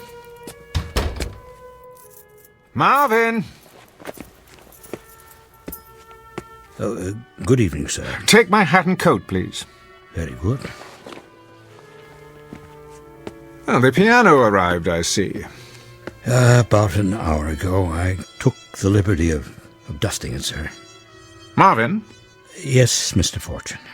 If you're going to wait on the guest tonight, then do something about your face. My face, sir? Yes, Marvin. A party is supposed to be a happy occasion. Could you manage to look a little less miserable than usual? I will try, sir. Do that. Anything will be an improvement. You may make my evening martini now. Right away. Is that you, Gerald? Yes, Esther. Hello, darling. How was your day? Oh, fine. The museum again with a friend. Been going there quite a lot lately. I have. You said you wanted me to improve my mind. Indeed. One can never know too much. And what else would you like me to do? Well, there is one thing. And that would be? You might consider letting Marvin go. What do you mean? Show him the door. Give him the sack. In short, find a replacement, and as soon as possible. Oh, really, Gerald? I'm quite serious. What has he done now? It isn't anything he's done, it's his appearance. He seems the same as always. Well, that's the trouble, it's the way he looks. I can't bear coming home only to be confronted by that lugubrious expression on his face. I find it unspeakably depressing. Don't you? Not particularly, Gerald. Look at him, like a hound dog, ready to burst into tears at any moment.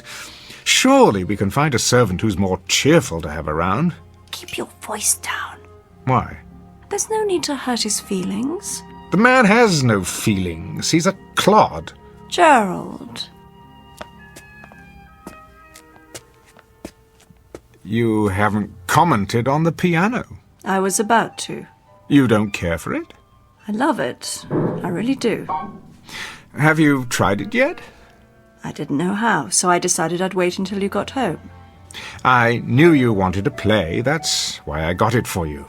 Hardly any need. The piano plays itself. Oh, you noticed. Wasn't that considerate of me? I thought I'd save you the trouble of all those tedious lessons, only to find out at the end that you had no gift for music. I see. Well, darling, aren't you moved by my thoughtfulness? Thank you, Gerald. Let's have a demonstration, shall we? If you like. Marvin, is this thing plugged in? Yes, sir.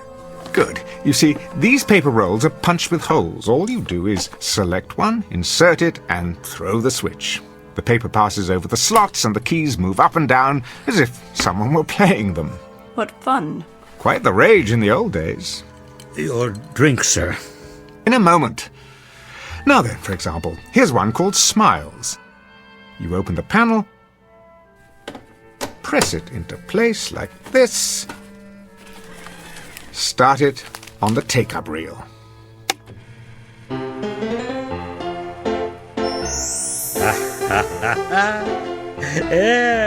They don't write them like that anymore.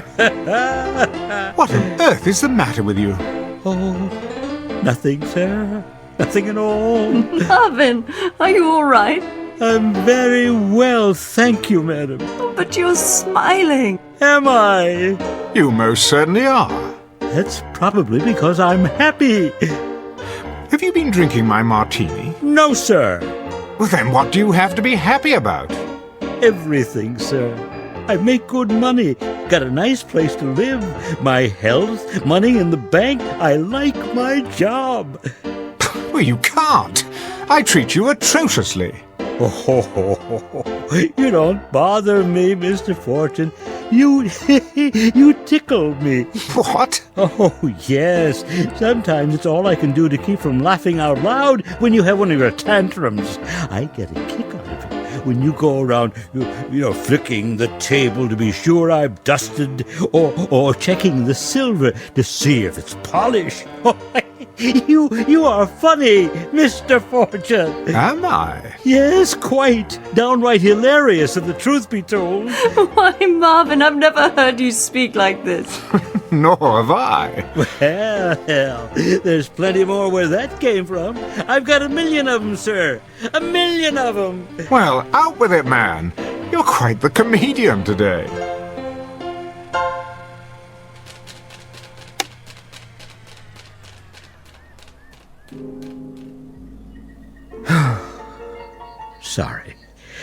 Sorry if I spoke out of place, sir. Well, on the contrary, Marvin, I'm glad you did. Will there be anything else, sir? Not at the moment. You may go now. Very good, sir. What a strange thing to happen. Wasn't it, though? An odd moment for us all. Most definitely. Who'd have thought that behind that gloomy exterior the man was concealing a sunny nature? I can't imagine how it happened. I believe I can. I'd say it was because of something extraordinary that has come into our lives. Something absolutely extraordinary. So, what really happened, Gerald? Marvin behaved so strangely a moment ago, and then he stopped, suddenly. Well, perhaps it's not so strange after all. I've always believed that we have two faces, the one we wear and the one we keep hidden underneath. The problem has been to find some method of revealing that hidden face. I suppose it helps if you know what particular hidden face you're looking for. But now it appears that I at least have the means. I don't understand, Gerald, and I'm not sure I want to. See you in a while. Esther, wait. Let's try another one. I have to get ready. No, not yet. Let's play something a bit more intense. Some other time. Bear with me, Esther. An experiment, if you will.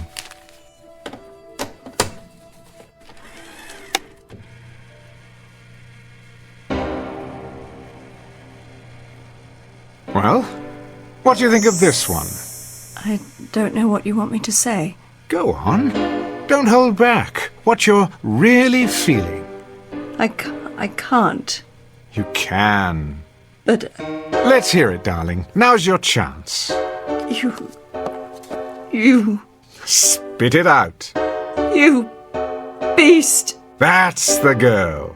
For 6 years I have controlled myself, but I can't keep it in any longer. I was a stupid, naive child when I married you back in London. I thought you were a great man, but you aren't anything of the sort. You're a sadistic fiend. You take pleasure in humiliating me before your oh-so-clever friends for one simple reason. Because you enjoy hurting me. I've stood your cruelty all these years, but I won't stand for it anymore. Are you sure you're feeling well, my dear? I'm feeling very, very well. Better than I've felt in years. It's a great relief to tell you what I really think of you. It's been bottled up for so long. Go on, please. I'm listening. I thought you needed me. I thought you needed my love, but you don't. All you need is to have someone around to bully and torture whenever you feel like it. I've tried to love you. Heaven knows I have tried, but I hate you. I honestly hate you. Bravo!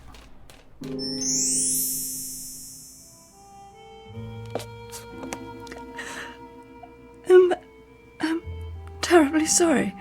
May I congratulate you on a remarkable performance. Had it been on stage, my dear, I would have given you a superlative review. I don't know what possessed me. I do. That was your hidden face. I've suspected for years that beneath your unemotional facade, you were an hysterical little girl, and I was right. But how? Haven't you seen what's in the record shops these days? There is music for every conceivable occasion. Music for a rainy day, music for a romantic dinner, music to read by, music to dance by, music to dream by, music to do everything under the sun by. Could it be that this anachronistic old piano, the product of a more sensible time, has provided music to help us expose our hidden selves by? I still don't understand. Well, it's quite simple, really. Marvin was hiding his inherently happy nature, which was revealed when he heard happy music. You were concealing hysteria, and when you heard hysterical music, you couldn't hide yourself either. You mean the piano? That's exactly what I mean. I seem to have bought you a more interesting birthday present than I imagined. A kind of sonic lie detector, if you will. I wonder what other people are hiding. Our friends, for example. Gerald, please, promise me not to play the piano at my party tonight. I mean, to let it play itself. I promise no such thing. I wasn't looking forward to the festivities, but now I believe we may be in for a most amusing evening.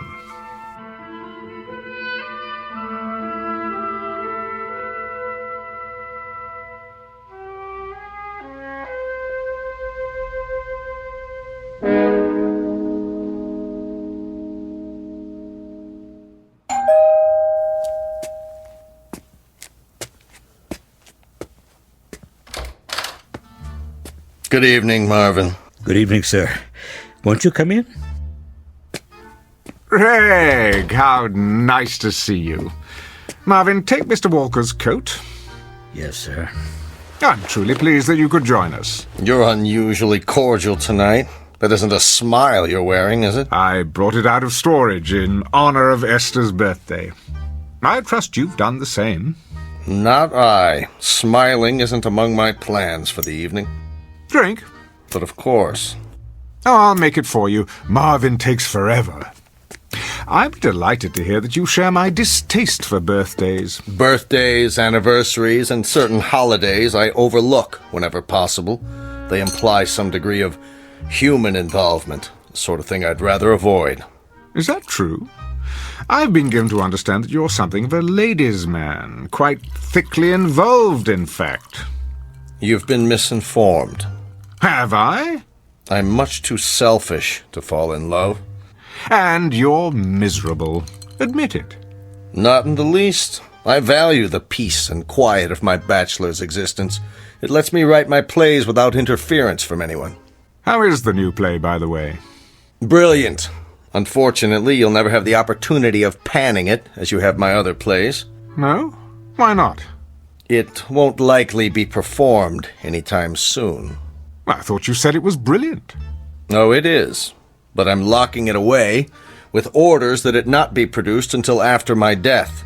You see, it concerns a romantic triangle, and the three principals are rather well known. That shouldn't matter. Not if it's a good play. I'd rather not hurt anyone. I'm old-fashioned that way. Ridiculous. A great play is worth any amount of pain to any number of people, least of all three. Not these three. Sorry, old man, my mind's made up. Well, I'm sure you'll do as you see fit, as usual, regardless of anyone's opinion. For better or worse, I'm afraid. Where's your better half, by the way? Still at the makeup table, trying to obliterate the last few years of her life with powder and paint. Come, I'll show you a toy I found for her.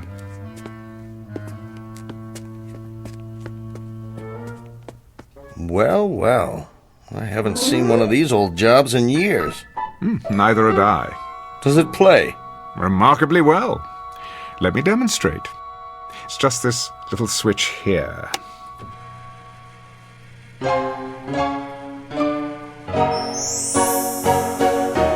Isn't that something? Romantic, wouldn't you say? Is Esther pleased with it? She hasn't expressed any great enthusiasm. That doesn't sound like Esther. Has she heard this particular song? Not yet. Be sure to play it for her. She'll understand. Understand what? What you tried to do for her. Usually she's so grateful for any small sign of affection. I think that's one of Esther's most lovable qualities. Is that right? Her ability to accept a bouquet of daisies as if they were the rarest of orchids. I remember once, I gave her a small turquoise ring. It didn't cost much. You gave her a ring? Yes. She accepted it as if it were the Hope Diamond. Turquoise ring? Oh, yes. She came home from a trip with it. She'd been to Mexico City. But I seem to remember that she went alone. What? Oh, she did. Strange how we ran into each other down there. Stranger still that Esther never mentioned it. Would you call that rather an odd coincidence? Not really. Jerry, has it ever occurred to you that I'm deeply in love with her? My dear Gregory, you are about as capable of passion as a head of lettuce, and Esther could not rise beyond the level of a cast-off shoe. Don't speak of her that way. I will speak about her any way I please. She's my wife, or have you forgotten that? She may be, but you don't know her at all. Esther is full of love. Is she? Her skin is warm and soft as velvet. The scent of her is enough to drive a man wild, and her hands are so gentle, sweet to kiss and to hold. She is honey and gold and summer days and singing and the feeling of being together. Gerald, no, turn it off.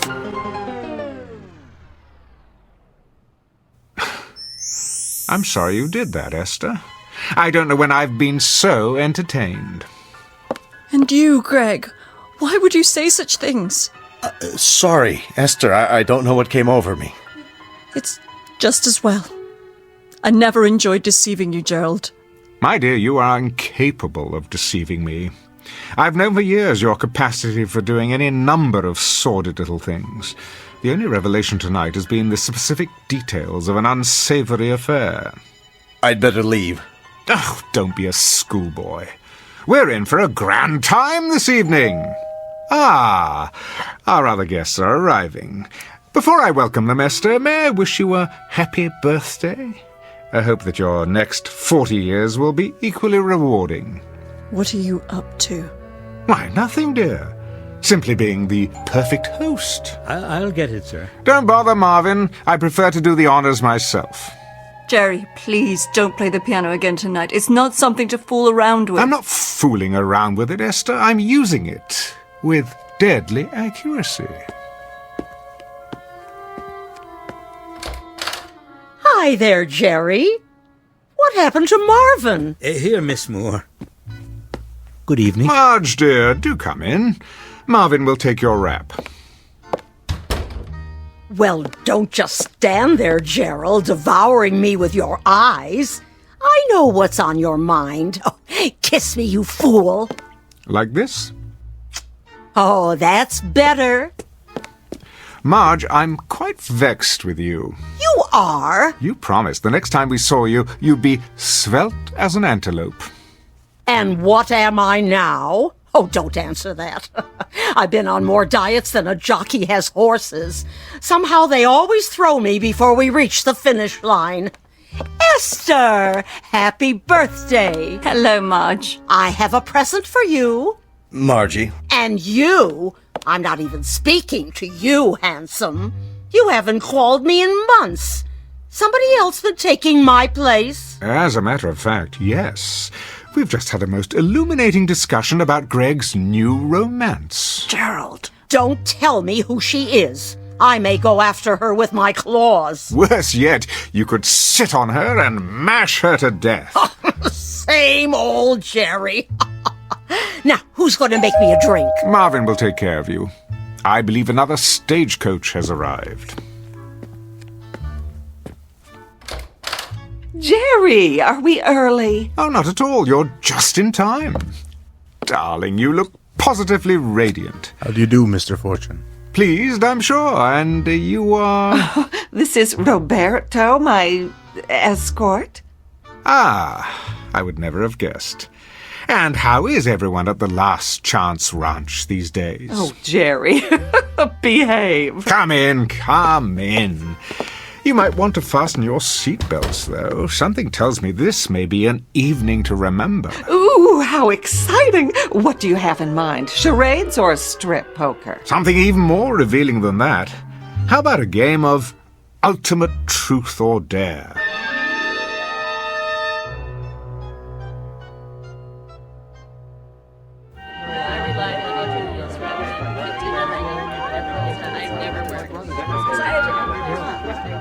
Pick up the empty glasses, will you, Marvin?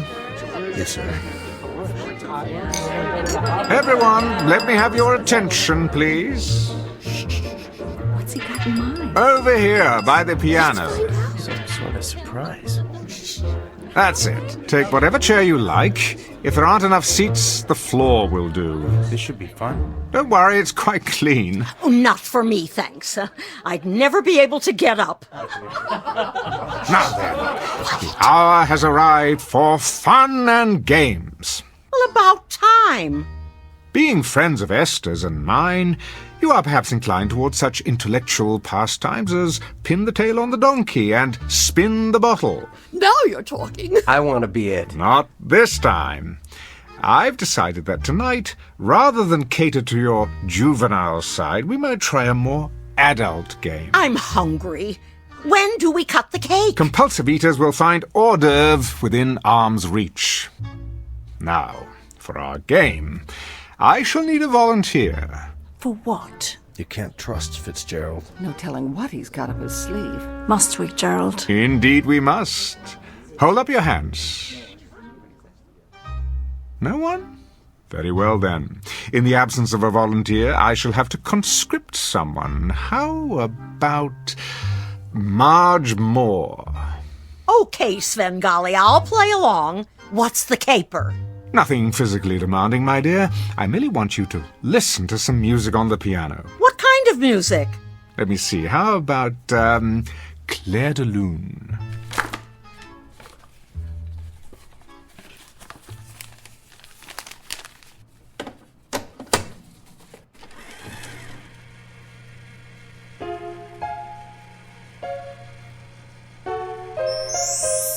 Isn't that beautiful?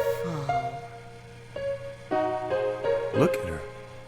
She's going into some kind of trance. This is going to be good. Talk to me, Marge. Tell me what you're feeling now. My name is not Marge. It's not? What is your name? Tina. That's a pretty name. Tell me about yourself. What do you want to know? Who are you, Tina? A little girl. And what do you like to do, Tina? I like to dance. Good girl. Would you like to dance for us, Tina? All right.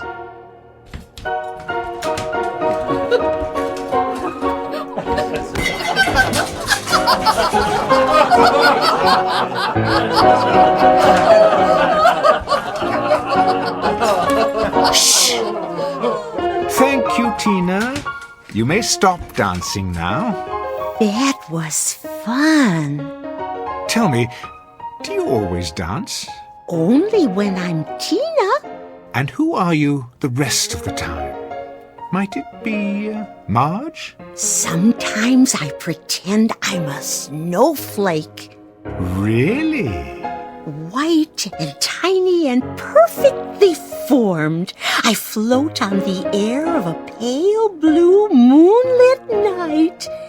I am never lonely. I am beautiful and I am loved. I see a man with his hand outstretched to receive me. A very handsome man. He sees me and knows that I am beautiful.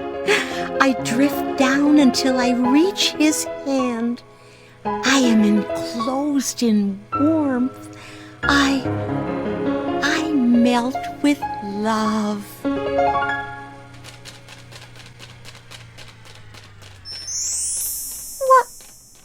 What? Where am I? Never fear. It's all in fun, my dear. What have I done? Nothing. Only an amusement for our guests. Why? Because I asked you. You were very compliant. But why me? Now, I chose you because I thought you could take a joke. Jokes are supposed to be funny. You think I'm funny, is that it? Not at all. Jerry, haven't we had enough of the piano? Not quite. I thought we'd perform one more listening test. For what possible purpose? To call forth the person who lives within someone else. And who might that be? Oh, I've been trying to make up my mind. What would be entertaining? A politician? A poet? A Broadway producer? Alas, I fear that there are none in our midst. Still, we must go for the big finish. So before the curtain falls, why not hear from the devil himself? What? Jerry, please. The only question is, in whose breast does he reside? No one here, surely. This is ridiculous. Is it? Where's your spirit of scientific inquiry? There's nothing very scientific about this. A cheap parlor trick to embarrass people. Easy, Greg. We're all friends here, aren't we? Nonetheless, I doubt that I shall get a suitable volunteer, but it doesn't matter. Esther, put this roll on the piano. What is it? Faust. If there's a devil among us, we'll know it soon enough. I don't think I like this. Why not? Are you the Prince of Darkness? Hardly. Then bear with me a moment longer. It might be edifying, a process of elimination, if you will. Esther, the piano. But... Now. Very well.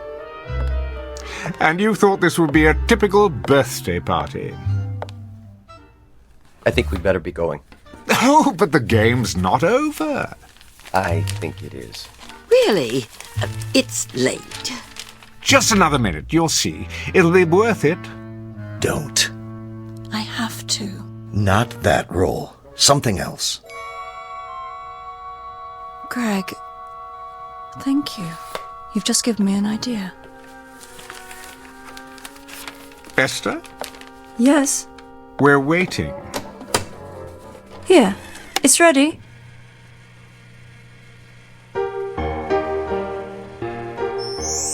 That's not Faust. What is it? Brahms, I think. Yes, his lullaby. That's not what he asked for.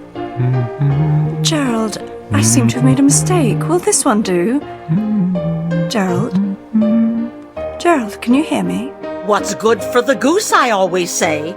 Speak to us, devil. Go on, out with it. I am afraid. Do tell. And what are you afraid of, devil? I'm afraid of the dark. You're no devil. Listen to your voice. You're a frightened little kid. That's supposed to be a secret. It is, huh? Do you have another secret? Go on, tell us all your secrets, Jerry.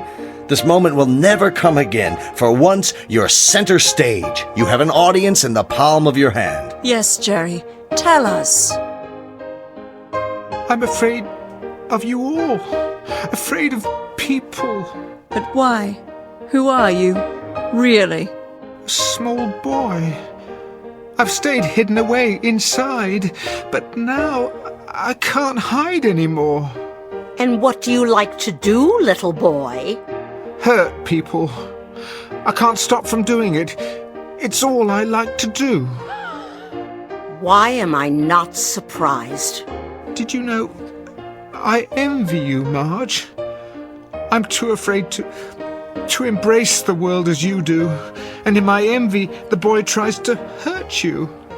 Who else do you envy? Greg, are you here? Yes. I've tried to hurt you, too. I've given bad reviews to your plays when I should have given praise.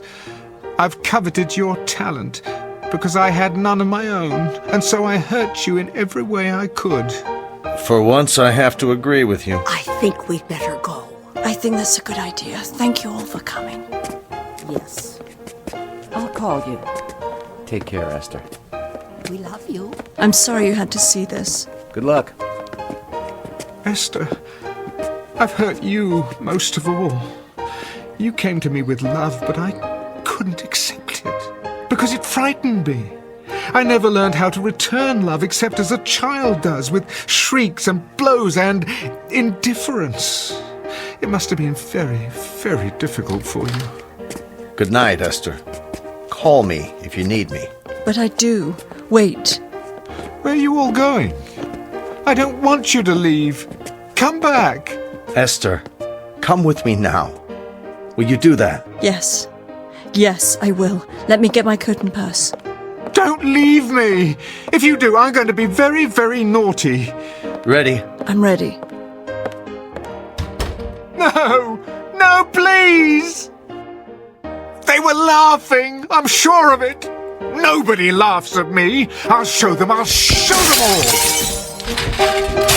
See, I'm being bad! Very, very bad! Stop that hideous music! Make it stop!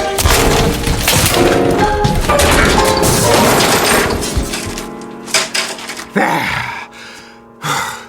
What do you think of that? Mr. Fortune. What's happened? What's happened? What have I done? Where... Will there be anything else this evening? Are you laughing at me?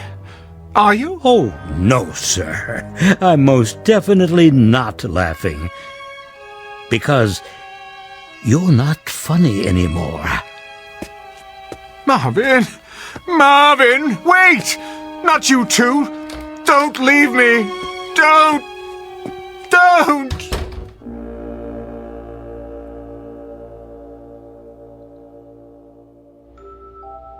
Mr. Fitzgerald Fortune, critic, man about town, and cynic at large, whose wit shows no mercy at all for those who cross his path, which means the rest of the world. A man who went searching for a hidden cast of characters and instead found what is concealed within himself. As the house lights dim just off the Great White Way at an empty theater in the Twilight Zone.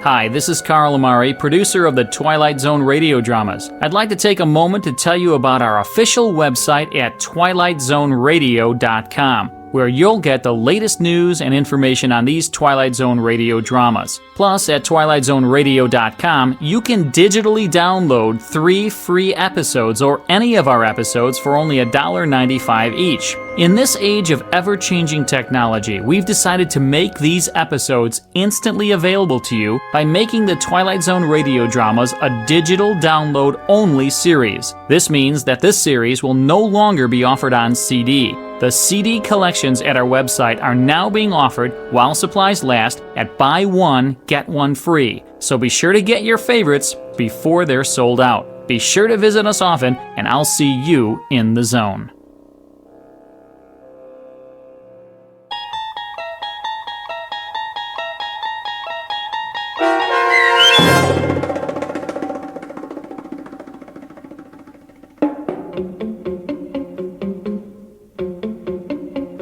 A Piano in the House, starring Michael York, with Stacy Keach as your narrator, was adapted for radio by Dennis Etchison and written for The Twilight Zone by Earl Hamner Jr.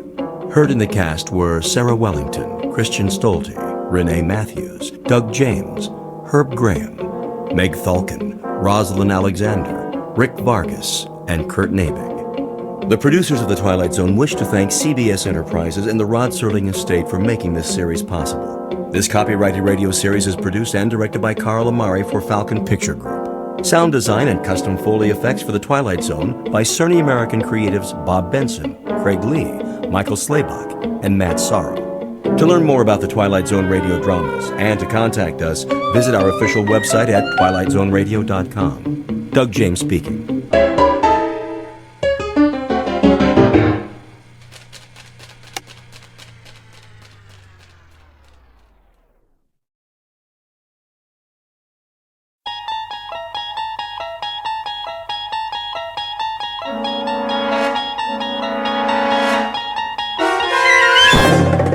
You're traveling through another dimension.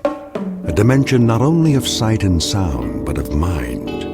A journey into a wondrous land whose boundaries are those of imagination. Your next stop, the Twilight Zone.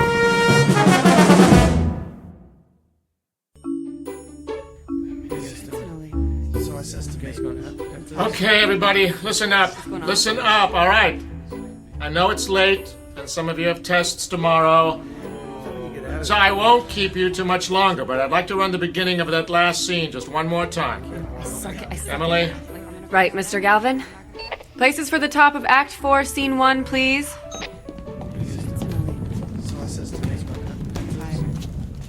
What's going on? Hey, Diane. What? Do you want to get some coffee when this is over? Rick, we're not going to get out of here before midnight. And your point would be? Wait a second.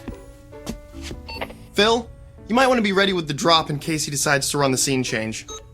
Okay. From the top of the scene, please. Sound. Ready. Go.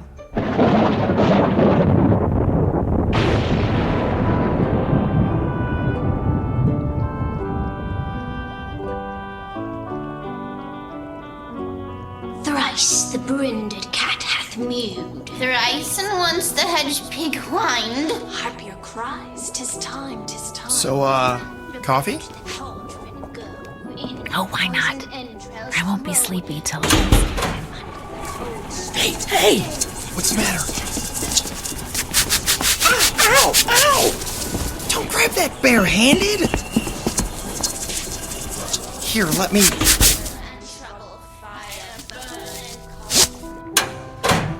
It won't go anywhere now. Come over here under the light so I can see your hand. No, it's okay. But that line shouldn't have taken off like that. It's tied off. We'll check it later. Diane, could you take him to the office? The first aid kit's... I don't need a... Oh, you were saying? Okay, maybe a Band-Aid. Come on.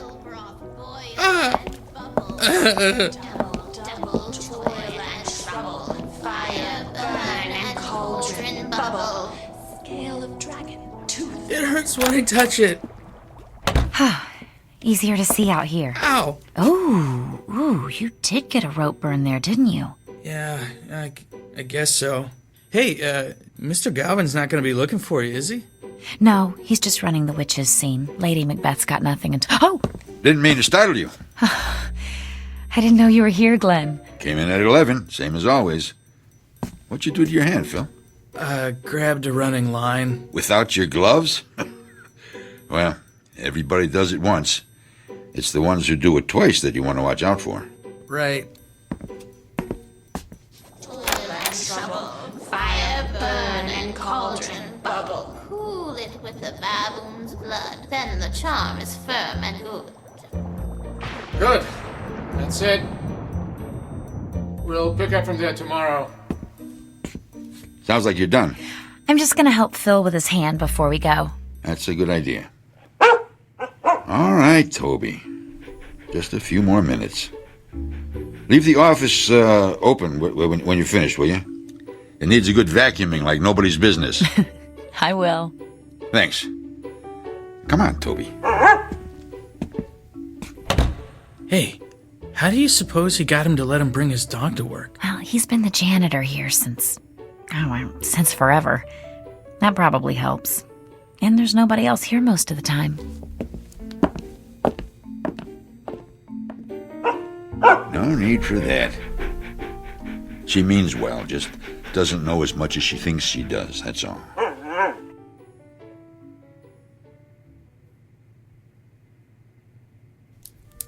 right, hold still just a second. I'm almost done. All right, I guess we're finished. 6 o'clock call for tomorrow, and as soon as your hand's wrapped up, you can go home, Phil. Unless you want to grab some coffee with us. Thanks, but I better just go home and get some sleep. Hey, do you want to come in early tomorrow? Oh, sorry. I just wanted to make sure it was clean before I put the gauze on. Wait a second. Early? What for? Won't we have to reweight that line? No. I flew it in a couple of times. It's not off balance at all. It doesn't make any sense. How could it take off like that, then? There, try bending your hand.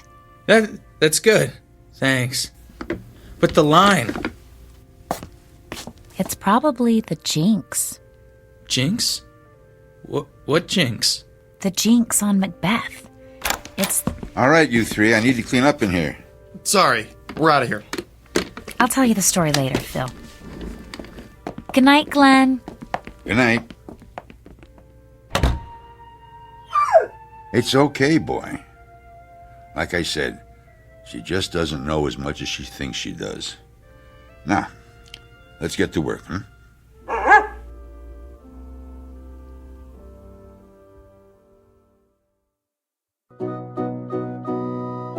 End of rehearsal for a college production of Macbeth.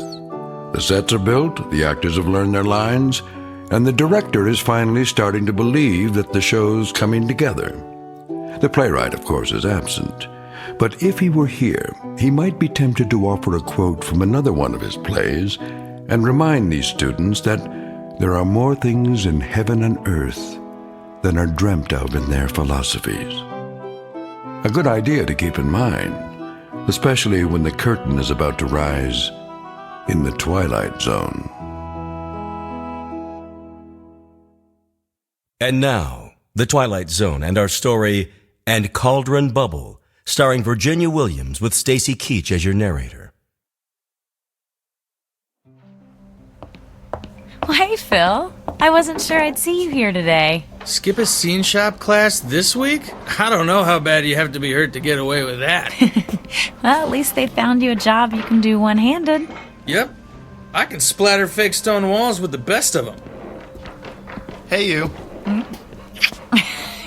Hi, yourself. We finished with the costumes a little early, and I thought... Hey, Rick, when you two are done, how about giving me a hand with this flat? Sure, Alan. But only because you asked so nicely. Sorry, it's been a lousy day. What happened? I told you about my job, right? Scanning medical records, right? Yeah, it's a great gig, good pay. Work your own hours, take extra time off for shows. So what's the problem? The problem is somebody at the hospital figured out that they could buy some equipment, hire somebody to scan their own stuff, and take in work from other places besides. Man, this piece is heavier than it looks. Hey, Diane, Lindsay, could you come here a sec? Yeah, sure. All right, 1, 2, 3, and up. There we go. Thanks. Anyway, their scanning is going to be done in-house now, so they don't need me anymore. What are you gonna do? I don't know. I can't even think about looking for another job until after the show opens. And trying to find something that fits in around this schedule, well, you know what it's like. Yeah, I'm not gonna have my job much longer if my car doesn't quit acting up. Twice this week I've been late because it didn't want to start. You can't just throw a few creepy bits into a cauldron and whip up a car repair potion? I wish. Only when I'm on stage, but thanks for the suggestion. Hey, Diane, is that your jinx again? Ha! The one on Macbeth? Oh, I hadn't thought of that. And don't start thinking about it now either, Lindsay. I swear, actors are the most superstitious people I know. Oh, and techies aren't superstitious? Go on stage and whistle, Alan. Yeah, I dare you. Hey, there's a reason for that, you know. Right, Rick? Right. The first people to fly scenery in theaters were actually sailors. They already knew how to work with ropes and pulleys, and they didn't have headsets in those days, so they used a different type of whistle to cue every line. And nobody else whistled backstage. Now, wouldn't you feel unlucky if somebody brought a set piece down on your head because you forgot that? Hey, aren't you supposed to be on my side? Always. I can tell you more about it at dinner. Come on, you guys. We got an hour and a half until call time. Who wants to go for Chinese food? I gotta go home, guys. If I don't have dinner with the parents at least one night a week, I won't need any jinxes to bring me bad luck. Believe me. Chinese sounds good to me. Yeah, me too. Got that last paycheck burning a hole in my pocket. Ah, so you're treating then? Phil, there's a whole lot of you that hasn't been wrapped in gauze yet, but that could change. Ow.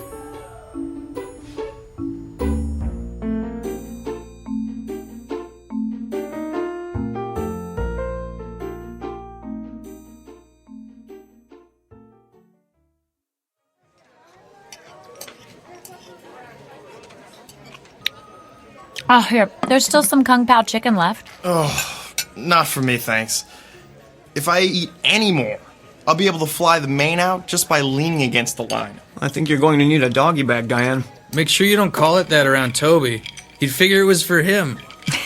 He's a smart dog, Phil, but I don't think he's that smart. I wouldn't bet against it. Have you ever seen him fetch tools for Glenn? He's the only dog I've ever seen who can tell a screwdriver from a crescent wrench. I've got a better one than that, Alan.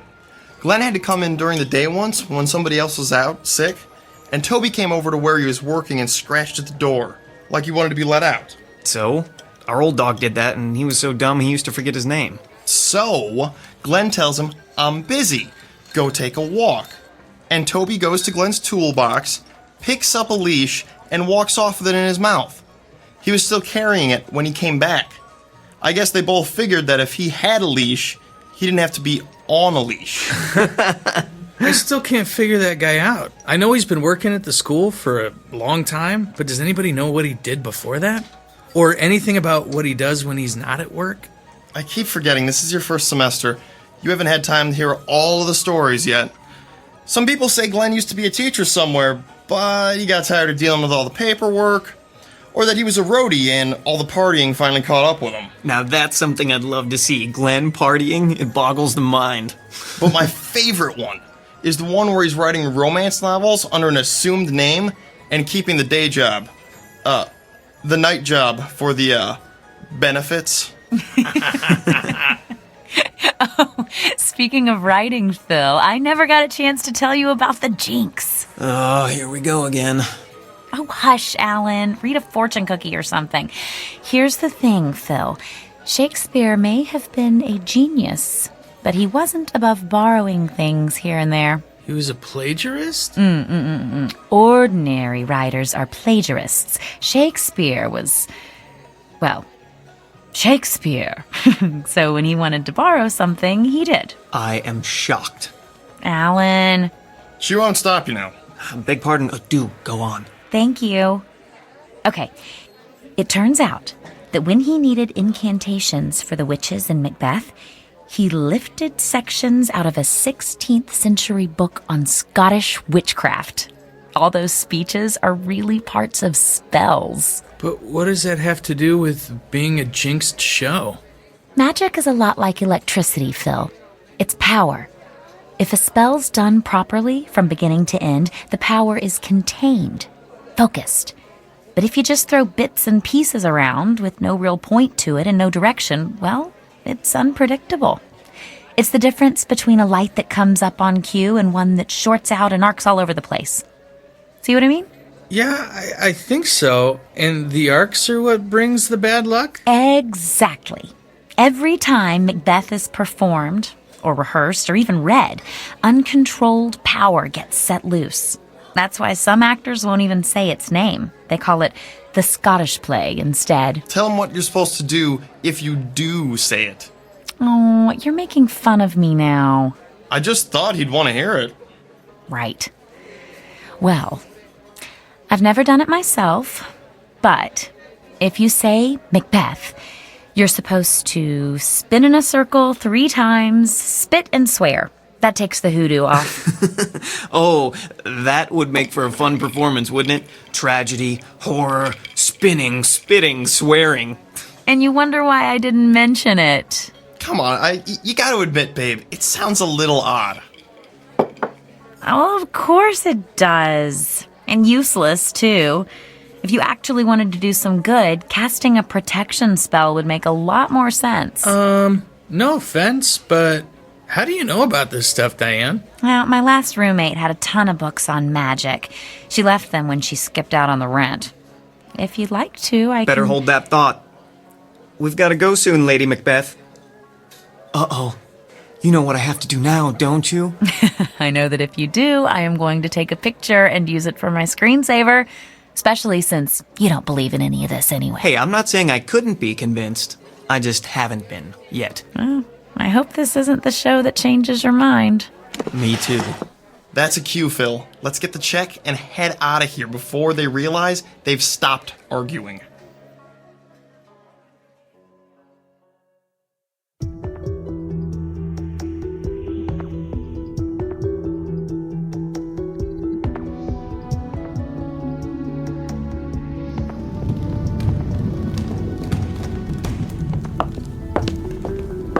Rick, have you seen Lindsay? Not since before we left for dinner. She isn't in the green room? Not in the green room, not in any of the dressing rooms, not in the office. Mr. Galvin's going to want to call places as soon as the scenery is set, and we're starting with her entrance. Hold on, just a second. Has anybody seen Lindsay? Emily's looking for her. Yeah, she's not up here. Sorry, nobody's seen her yet. Oh, this is going to be ugly. You know how Mr. Galvin gets when somebody's late. I sure do. I was late once, my first show, with Sir James Galvin, theater director par excellence. I thought he'd get me kicked out of school before he was done. Emily? Here we go. I hope he doesn't decide to shoot the messenger. Phil? Yes? The floor's clear. Go ahead and bring in the drop. Okay. She's not here. Oh boy, I think I'm going to find a set piece to hide under and stay there. Chicken. Rick, did you know Lindsay's not If she's not answering her cell, try calling her parents. Maybe they know where she is. Oh, yeah. Everybody knows. I hope she's okay. Diane? Uh-oh. Yes, Mr. Galvin? Change of plans. We'll run through Lady Macbeth's speech from 1-5. Alan, bring out one of the chairs and never mind about changing the set. I'm hoping we'll be able to get back on schedule after this.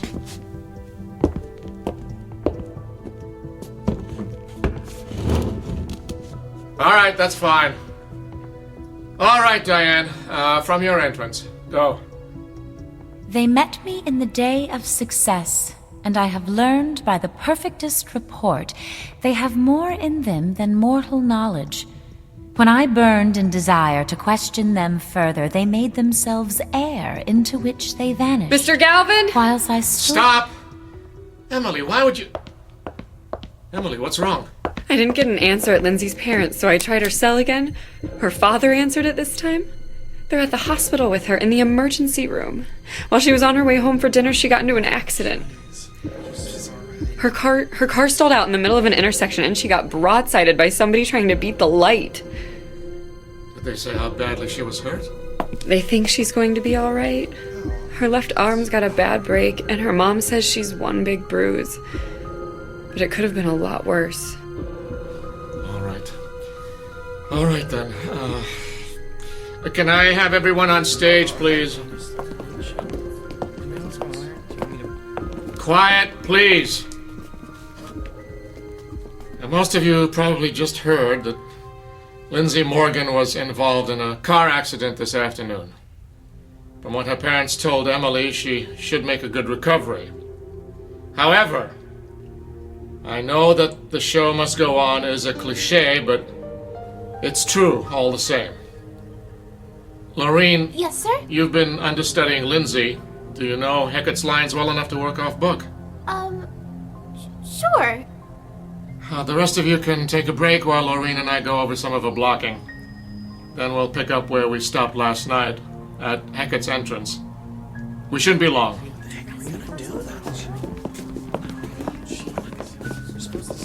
Rick, Alan, hey, can we go to the back office for a minute? Sure. Is there something wrong? Are we going to the green room? No, not right now. Come with us. What's going on? I'll tell you in a minute. Let's go.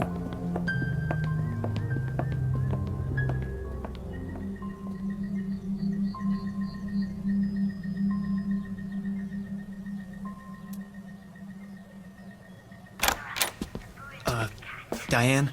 What? I'm still not sure I believe in jinxes, but it seems like something strange is going on here. Oh, good. The monitor's on. We'll be able to tell when they're done.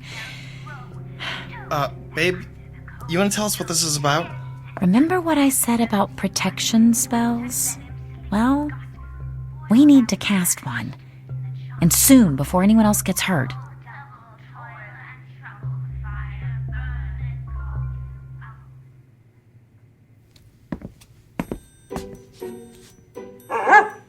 Settle down, Toby. It's still early. Don't you want your dinner? I know.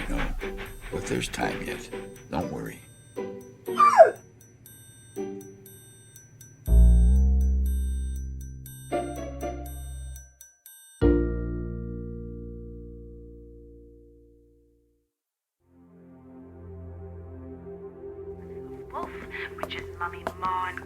I think we should do it tomorrow night if we can, before we get an audience in here. You're starting to weird me out a little, Diane. Phil, she might be right. What? Think about it. Lindsay could have been killed. Maybe somebody will be next time. There are a whole lot of things you don't want to have happen when you've got a stage full of people. Exactly. And that's another thing. If I am right, this is going to get even worse, because the witches' scenes are going to be rehearsed so much more now with Laureen taking over Lindsay's part. Are you sure you can do this? Cast a spell and make it work? Yes. Yes, if you'll help me. I don't know how much help I'll be, but I'm not gonna let you try this by yourself. Count me in. Me too, then. But I'm still a little weirded out, you know? I know. Okay, I think they're finished. We'd better go. All we have to do is find a way to have the place to ourselves for a little while after the rehearsal tomorrow night. And it'll be okay. I'm sure of it.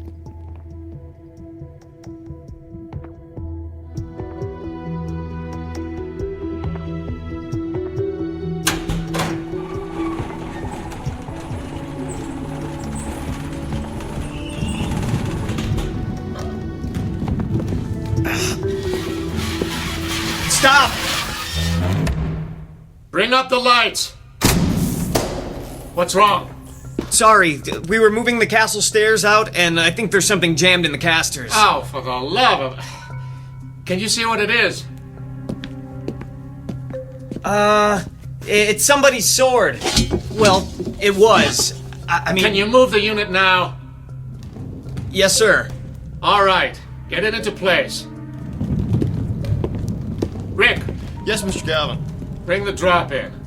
And then I want everyone to stop whatever they're doing and listen for a minute. Shit, I'm glad I'm not the one who dropped that sword.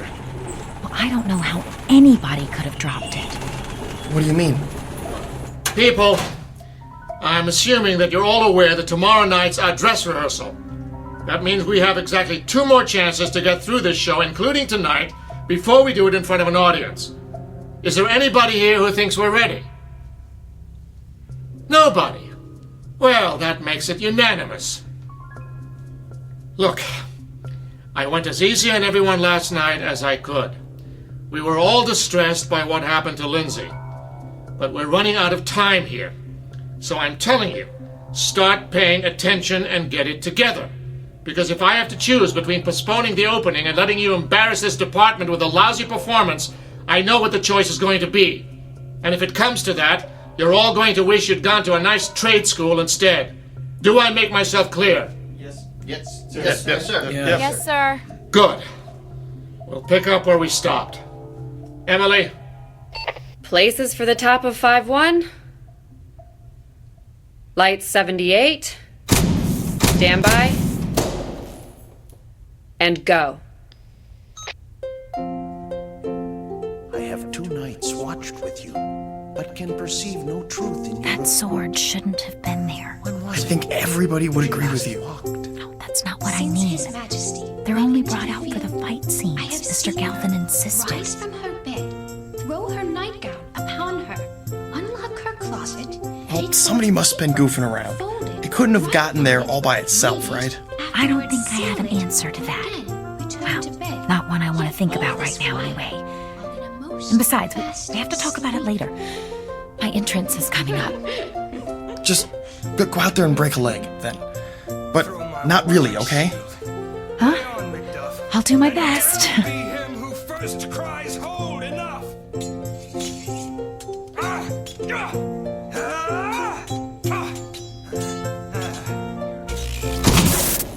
All right, don't move. Everyone stay right where you are. We should have backup lights in just a moment. There, can you all see?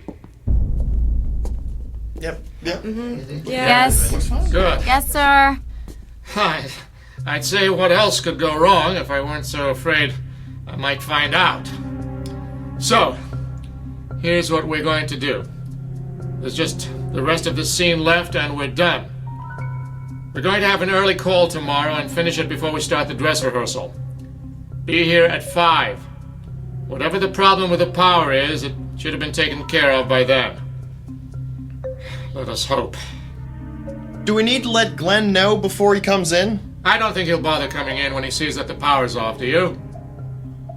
Well, just put any props you have out away. Leave everything else as it is. That'll save us a little time tomorrow. Be careful on your way out, everyone. And do I really need to say, be on time tomorrow?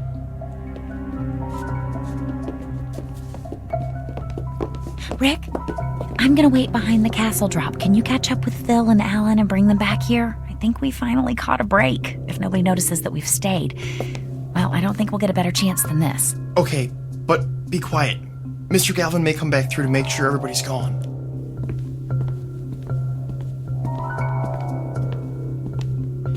Hey, guys, have you seen Mr. Galvin? Oh yeah, he said something about making sure we closed the door behind us and took off. I think he had it. Oh, so we're the last ones here. Yeah, we hadn't seen you or Diane, so we figured you must still be back here. Okay, let's get started. I want the power going out to be the last shot that Jinx gets at us. Sounds good to me. What do we need to do first? I brought this book. Oh, but I need more light, and we have to get enough room to stand in a circle. Let's go further downstage.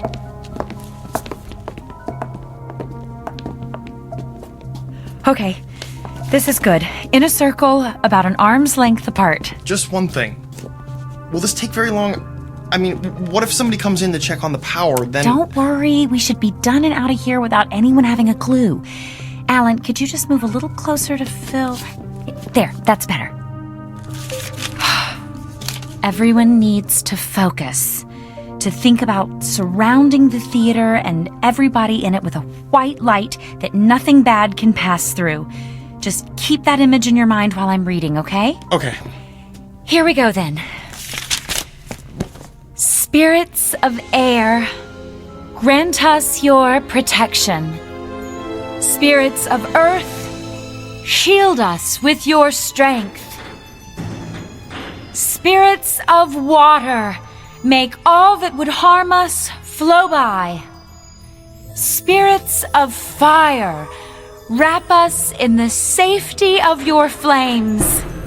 Wait, did you hear that? Shh, not now. If we don't do it the way... Quick, get off the stage. Now! Diane, look out! Ah!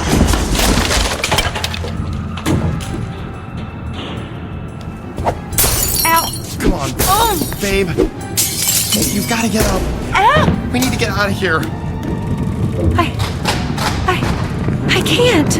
It's all right, Diane. We'll help you. You can do it. Oh. Diane, something really bad is happening. We can't stay here. My side hurts. I think she's bleeding.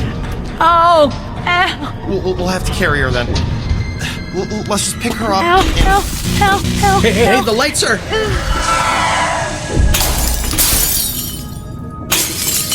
Oh, I'm sorry.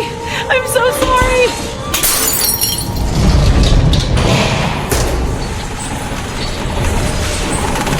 Hold!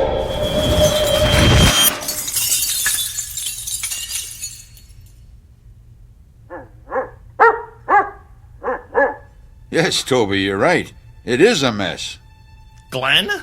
How did you... Later, Rick. But right now, there's some cleaning up to do.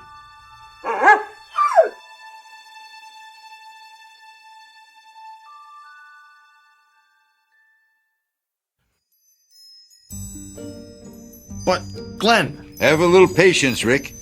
That's half your trouble, all of you. Not an ounce of patience among you.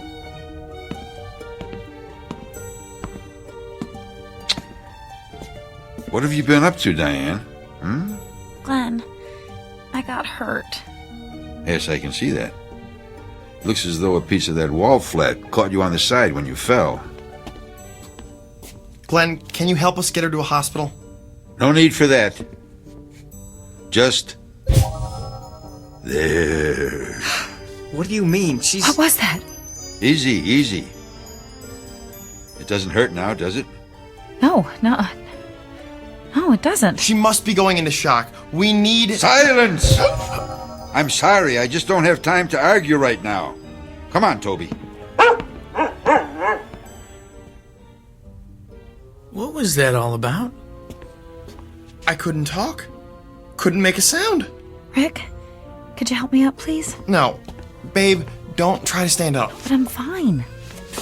See? A little quiet, please. Thank you. All that is broken, be whole again. Look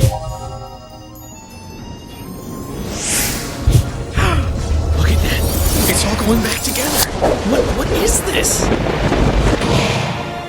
Magic. No, it's really magic.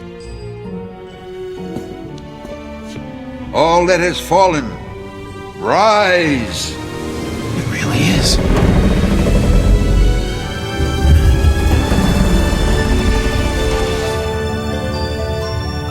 All that has been disturbed, return to your proper place. And all that is unwanted here, be gone. So is my will. So mote it be.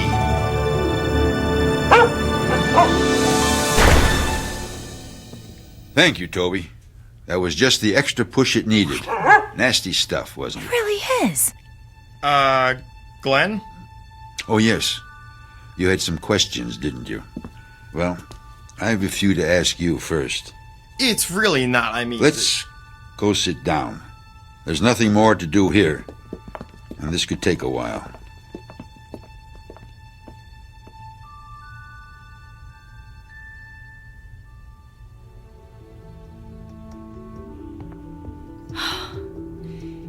And that's all I was trying to do. I just didn't want anybody else to get hurt. But you haven't learned enough yet to protect yourself, much less anyone else. No. Overreaching. Everybody does it once. It's the ones who do it twice that you want to watch out for. I'll remember that. No, you won't. But that's all right. Glenn? Who are you? Really, I mean... I'm a janitor, among other things. What other things? Not a romance writer, I'm guessing? Is that the story they're telling now? Well, I've been accused of worse. Glenn, seriously. Seriously? Oh, why not? It won't matter anyway. I'm a magician. A wizard. A warlock. Whatever you want to call it, Diane, that's what I am. And have been for a very long time. I've learned to adapt to my station in life. I'm sorry, but a wizard? It just sounds unbelievable. Does it really? After what you've seen tonight? He has a point, Phil. Okay, but you have these, let's call them powers. We've all seen them. Why would you waste your time working here? I mean, you could do anything. You think so? Sure. Why not? Because there's no such thing as magic. What? But you... That's what everyone says now, isn't it? Magic? That's something you go to Vegas to see, or to the movies. Something you read about in children's books.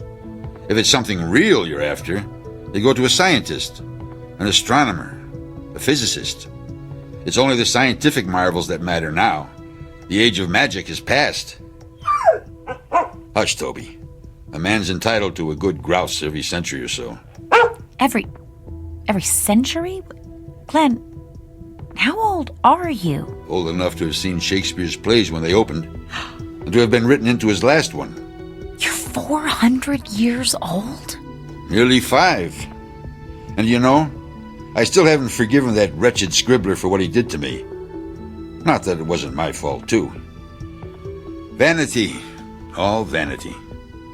I knew who he was, and was dumb enough to be flattered when he sought me out. Someone had told him that if he was going to write about trafficking with spirits, he should talk to me. And fool that I was, I helped him. Then I went to the first night of the Tempest and saw myself on the stage. You're Prospero? Oh, he used another name, I'll give him that. But no one who knew me could have mistaken that character for anyone else.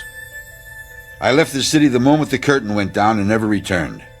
It wasn't easy, but I did it. Made a new life in the colonies. Kept to myself and moved on often enough that no one got suspicious. And I'm not ready to do it again just yet. So we have a little problem, don't we? No problem. He's right. We wouldn't tell anyone. You would, though. Sooner or later, you wouldn't be able to help yourselves. You're not going to turn us into toads or anything, are you? Phil, magic is the same as any other kind of power. You don't use any more of it than you need to get the results you want. Toads. Well, what are you going to do? Just a little thing. Forget.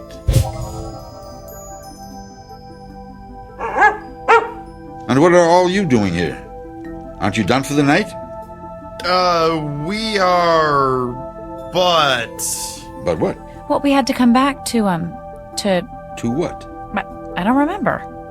Yeah, me either. It couldn't have been too important then, could it? No, I guess not. So why don't you clear out and let me get to work here? I'm already behind from having to wait for the power to come back on. I wonder what... Huh? Oh, well. Good night, Glenn. Good night.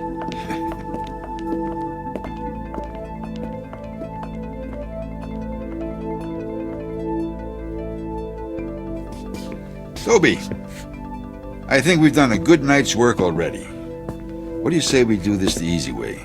Just this once.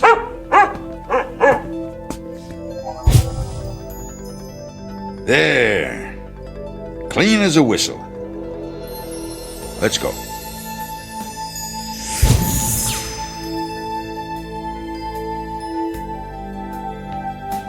Exit stage right. A janitor and his faithful dog.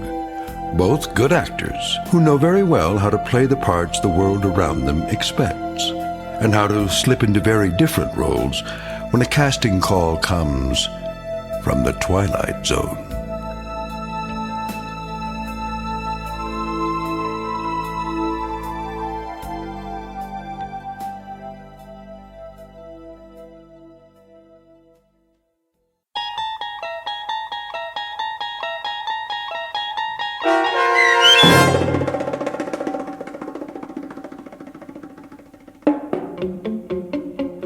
And Cauldron Bubble, starring Virginia Williams with Stacy Keach as your narrator, was written for The Twilight Zone by Christine Watson.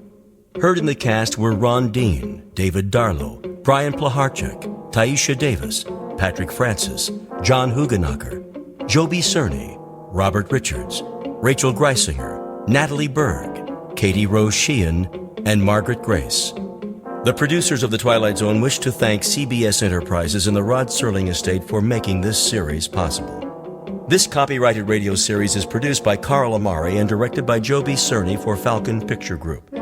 Sound design, custom Foley effects, recording, and editing are produced in the Cerny American Sound to Picture Theater by sound designers Craig Lee, Bob Benson, and Tim Cerny. Music for The Twilight Zone is provided by CBS and American Music Company, Incorporated, New York. To learn more about the Twilight Zone radio dramas and to download episodes, including 6 free episodes on our homepage, visit our official website at twilightzoneradio.com. Doug James speaking.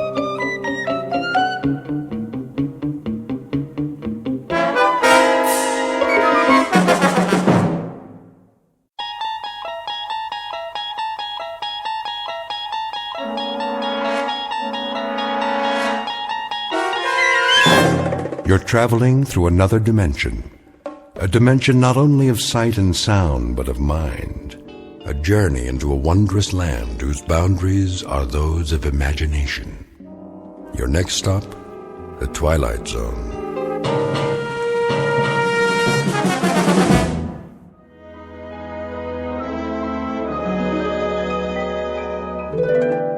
All right, ladies and gentlemen, let's begin with the field reports. Who wants to go first? I will, sir. Proceed. I don't want to spend all eternity on this. Yes, sir. First up is Angel First Class Scott Cousins. Assignment, Orion. Project, Evening Miracles. Job rating, excellent. Good man. Real stuff. Next. I have a report on Angel's second class William Allen. Assignment Beetlejuice, Project Planet Rotation and Weather, job rating excellent. That's his third good rating this month. Recommend him for promotion to first class. I concur, Chief. Right on down the line. Miracle-wise, he's done tremendous things. First class it shall be. Moving on. Cranston? Yes, sir? Well, how about the occupied planets? How about them? Oh, I'd say solid results all the way down the line, Chief. With the possible exception. With the possible exception of what? Apprentice Angel Harmon Cavender, sir. What's his assignment? Earth. Earth? It's the dinky one, sir. In the solar system, the third planet from the sun. Oh, yes, that's the noisy one with all the trouble spots. And so who did you send down there? Cavender? Yes, sir, I'm afraid so. You'll forgive me, Cranston, but there's a question of judgment here. The last time you sent Harmon Cavender out on a project, we lost 3 planets, and it took 1,000 years to repair the damage. May I ask why we're still using that man? He means well, sir, and he's the oldest angel we have. By the laws of seniority, he has first rights to any assignment that'll win him his wings. It'll be a cold day in the other place when Harmon Cavender wins his wings. The man is an idiot. I hate to do this, but, well, I think it's time for reclassification. Oh, no! Forgive me, sir, but we haven't had a reclassification of an angel in at least an eon. This will most likely, well, destroy poor Cavender's spirit. Destroy his spirit, eh? And what has he done to our morale? Not to mention the Miracles Bureau, the solar systems, and the whole concept of natural and unnatural laws. Why, the man is incorrigible. His last project on Earth... Do you recall it? Well, he was supposed to be working on a magic elixir, which would benefit the people of the planet. That's right. And after he went missing for 113 years, what did that elixir turn out to be? Gin. 113 years, and there he sat, an apprentice angel with the power of miracles, the prerogatives of a celestial entity, the acquired wisdom of 1 billion eons. And what is his accomplishment? The repeal of prohibition. With your permission, Chief. What? What's your recommendation now? That man won't win his wings, no matter the time, the place, the circumstances. With the Chief's permission, I could assign him to a very minor project. I mean, put him on an individual case, a relatively unimportant one. Like what? One of the Class D problems. You know, Chief, as we've done on occasion. Pick out one Earth inhabitant who seems unable to function without some kind of heavenly aid. Have you someone in mind? We could find such a person. Where? How about that one? Down there. Orient me. My eyes aren't what they used to be. Grep, Agnes, age 26. Habitat, New York City. Unable to hold a position, constantly in debt. Accident prone, somewhat discombobulated. Any change there would be a marked improvement. How right you are. But Apprentice Angel Harmon Cavender? The girl needs help, not more trouble. We could give it a try, sir. Well, let's see what he has to say for himself. Summon him at once. Yes, sir. Right away, sir. Submitted for your approval the case of one Miss Agnes Grep, whom we are about to meet up close and personal. As you will soon see, she was put on Earth with 2 left feet, an overabundance of thumbs, and a propensity for falling down manholes. In a moment, she will be up to her jaw in miracles, wrought by an apprentice angel named Harmon Cavender, who is intent on winning his wings. And though it's a fact that both of them should have stood in bed, they are about to tempt all the fates by moving into some particularly tricky territory known only as the Twilight Zone. And now, The Twilight Zone and our story, Cavender is Coming, starring Andrea Evans with Stacy Keach as your narrator.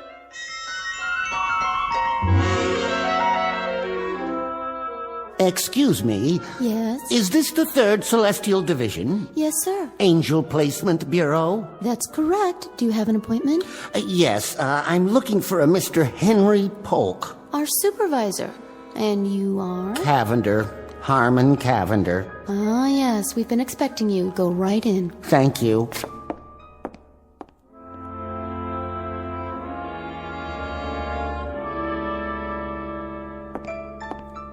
You called me, Chief? Ah, there you are. Cavender, I presume? Nice office you have here. I like the cloud effect. Makes it look like infinite space out there. It is infinite. Oh.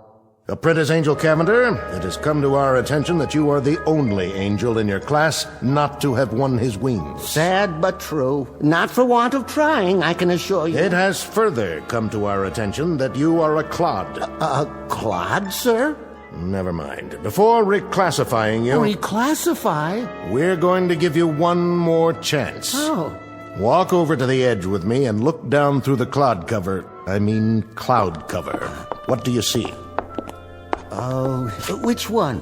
The one in the theater, with the costume, the usherette, I believe they call them. Nice-looking girl. You think so? Good. She's your next project. Oh, thank you, sir. I especially like the uniform she's wearing. Very military, with epaulets. And what's that on her head? Is that a fez? Haven't seen one of those in ages. Quite a few ages. You will return to Earth and supply her with aid, assistance, and advice for a period of 24 hours. If you are able to improve her lot in any significant way, we will reopen your case. You mean there's a possibility of getting my wings? It would be taken under advisement. Oh. Actually, Cavender, there seems to be considerable question about the damage you can do with just arms and legs, not to mention wings or your mouth. However, we've graciously consented to give you one more opportunity. You have 24 hours to see what, if anything, you can do with that clod, that young Earth woman. Mm-hmm. Take a good look. She's the one lining up for inspection right now in the lobby. Who's doing the inspecting? The theater manager, the short one with the ridiculous little mustache. All right, girls, positions, please. Ready for inspection before we open the doors. Excuse me. End of the line. Can I get in here? This is my position. Pardon me. Inspection. Left lapel wrinkled. Sorry, sir. Lipstick crooked. I'll fix it. And you. Yes, Mr. Stout? Stand up. No slumping. Eyes straight ahead. Eyes straight, I said. I'm trying, sir. It's a natural condition. You see, my eyes aren't straight. There's not... You're the new one. Yes, Mr. Stout, and I can't tell you how glad I am to have the job, and I work very hard, and this is the first time I've ever been an usherette, and I love the uniform, and... Miss Grepp, is it? That's right, Agnes Grepp. It used to be Grabinski because my father's father was Lithuanian, but when he married my mother... If you don't mind, Miss Grepp. Now then, for the benefit of the new recruits, I will go over very quickly the prescribed positions and order of the day. Pay attention, please, Miss Grepp. I will repeat this only once. You will take the spot girl position in the middle of the lobby, ready to give directions such as stairway to your right, aisle 2 straight ahead, and so forth. Excuse me. What is it? What if I have to... Have to what, Miss Grepp? You know, take a comfort break. You will wait for your 30-minute lunch period, the same as the other girls. Now then, after you have taken their stubs... Their what? Ticket stubs. You collect them. Then the directions you give the patrons will be as follows. Stairway to your right, stairway to your left, aisle 2 straight ahead. Psst. Aisle 3 to your right, balcony and loge upstairs, and...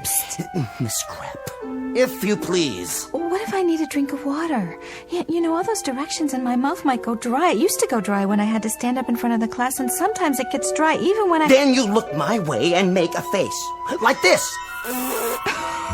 Mr. Stout, you look like a fish, doesn't he? Isn't it cute the way he does his mouth like that? The doors are opening for the first performance of the day. Take your positions. Hup, hup. Yes, sir. I'll work the candy counter, sir. I'm in the loges. Where's my flashlight? Spot. Miss Grepp, take your spot. Oh, don't worry about me, sir. I got it covered. Hello, dear. Hi. Can you tell us where to find the best seat? Give her your ticket first, Gertrude. Oh, yes, of course. Here you are, dear. About those seats. Immediate lodging. 3 aisles straight up. I mean, in the balcony. Pardon? Well, and I think there's some candy to your right, popcorn, and Oh, God knows what else. Pardon me? Must have water. That man, ask him, please. Oh, Mr. Manager, I think your usher here is having a fit. Any aisle, any seat, I'll just go. What do we do with these tickets, Is there some problem? No problem. A regular fit. Fit? A conniption. Oh. Miss Grep? Mr. Stout? You epaulets. Oh, Mr. Stout, look at me, please. Close your mouth at once, Miss Grep. Consider yourself cashiered out. You will never make usherette at Blonsky's Bijou of famous Hollywood hits. Now, turn in your uniform. Up. Dismissed.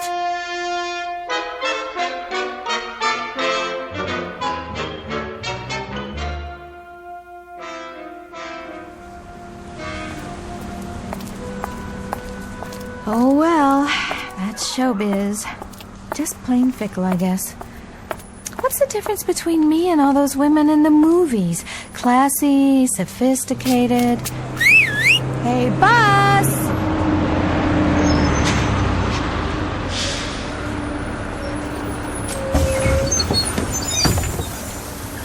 You got a bus pass? Not as such. I wanted to get one, but then I thought if I did, I might lose it, and then I'd be out all that money, so I never got one, and now Well, put your quarters in the machine.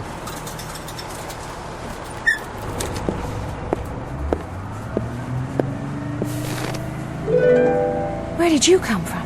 Don't panic, Miss Grep. Above all, don't panic. If you'll give me just a moment, I can explain. Who's panicked? I almost missed the bus, that's all. But you didn't. No thanks to you. On the contrary, I know this will come as rather a shock to you, but I happen to be a guardian angel. Say, when did you get on? I didn't see you. The whole bus was empty, and then... Indeed, I arranged it that way. As I was saying... Did you pay? I don't have to pay. I'm an angel. Oh, yeah? Where are your wings, then? That's a long story. In point of fact, I've been given 24 hours to help you out in every way possible. This does not preclude the use of miracles. As I say, I know this is going to shock you, but I happen to be your angel. Don't worry about it. I daydream a lot myself. Last week, I daydreamed I was an astronaut. I made 111 orbits before Mr. Goldfarb fired me. Mr. Goldfarb? He ran the delicatessen where I was working. I took care of the steam table all day long, and that's where I used to do most of my daydreaming. Wouldn't you at least like to see a little miracle? Okay, if it makes you feel better. Like what? Well, for example, instead of a run-of-the-mill bus that everybody uses, how about a nice, flashy, chauffeur-driven convertible? Wouldn't that be something? All right, then. Here goes. Is that it? Well, I have a way of fouling these things up, but if you'll give me just a second to concentrate... Wow, Central Park. Well, at least it's a carriage with a convertible top. Driver, once around the park, if you please. What is going on here? What happened to my bus? Oh, I'm so sorry. You don't know how to handle horses, do you? Of course not. A small miscalculation. A Lincoln Continental, real snazzy. That's more like it. Driver, take us to, well, the lady's residence. What is the exact address? I ain't taking nobody nowhere in this here car. I signed on to drive a bus. Oh, all right.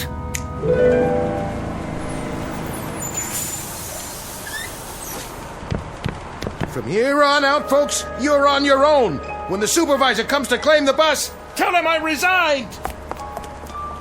Well, Miss Grep, what have you got to say now? Excuse me? Well, where are you going? Where do you think? I'm going home. This is my stop. No, wait! Miss Grep, please, wait!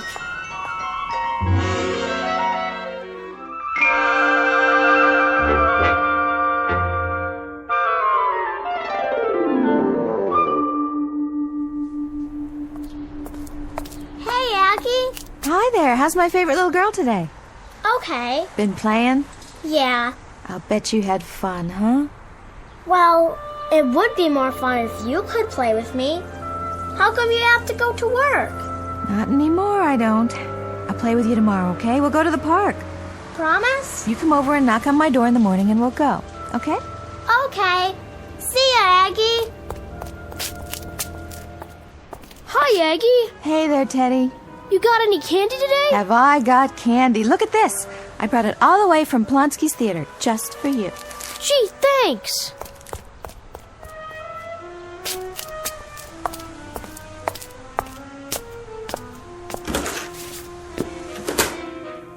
Aggie, can I ask you a question? Sure, Wanda, what is it? When you make potato pancakes, is it 3/4 of a cup of flour and a half an onion, or a half a cup of flour and 3/4 of an onion? I think it depends on how much you're making. I mean, if you make potato pancakes for 4, it's 1 cup of flour, or is it 1 onion? No, wait a minute. No, maybe it's 1 egg and half an onion. How's the job, Aggie? Hi, Joe. You mean, how was it? Oh, Aggie, you didn't go lose another one, did you? Yep, I went and lost another one, all on my own. Which one was this again? Plonsky's Bijou downtown. I flunked close order drill. Listen to me, don't you worry about it none. You'll get another job, but fast. Nice person like you. Aggie. Well, what's the matter, sweetie? I broke my cookie. Oh, sweet baby. Aunt Aggie has a cookie for you. Here. You like it, huh? Mm-hmm. Aunt Aggie's gotta go now, but I'll give you another cookie later. Would you like that? Be careful now. Don't drop it.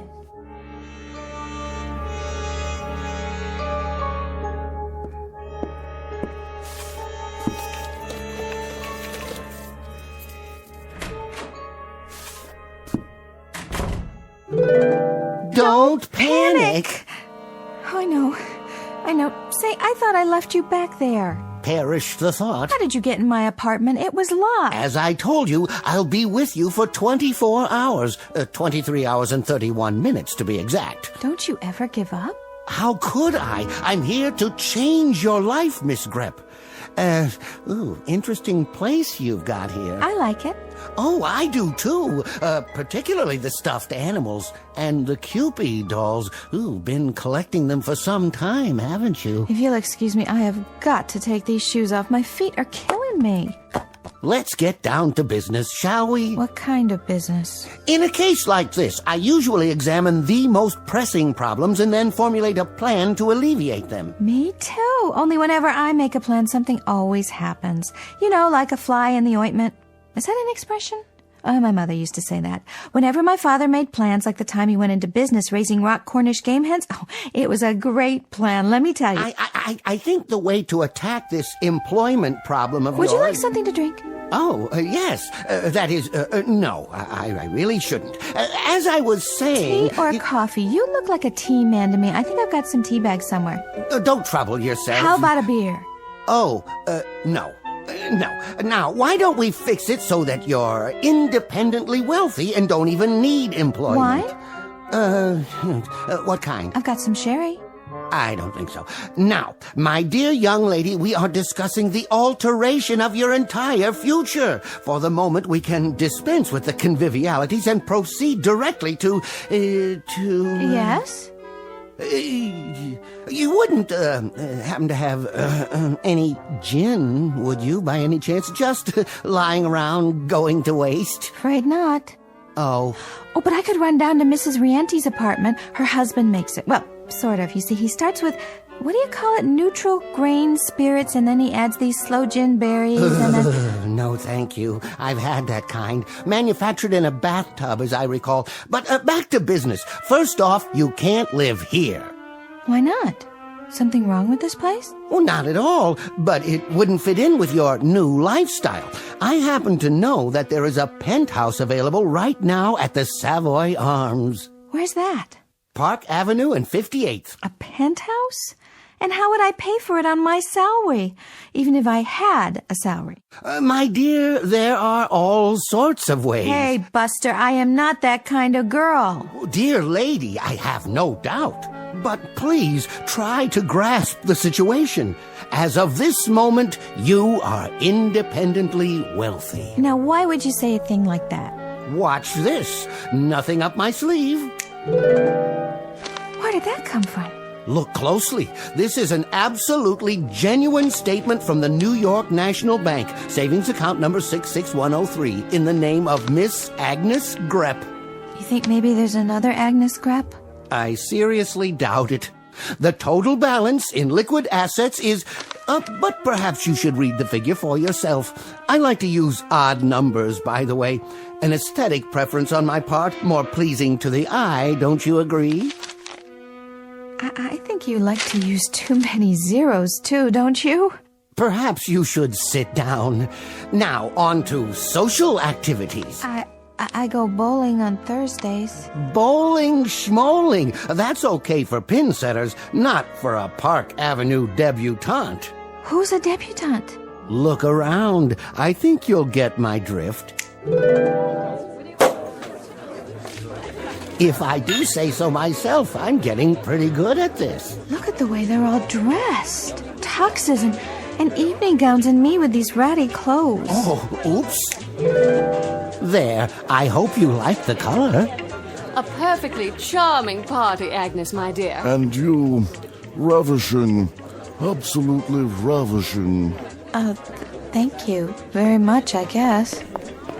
Anthony Chumley builds and operates ocean liners. The young lady is Miss Darlene Carruthers Morgan Jones. Her father is president of the bank where your money is. My dear, you are exquisite, enchanting, delightful. Hey, don't wear out the hand, okay? I intend to notify the society editor at the Times that this was the high point of the season. Absolument, the peak. What an image you are. What a dream. Jacques Lemond, very big in perfume.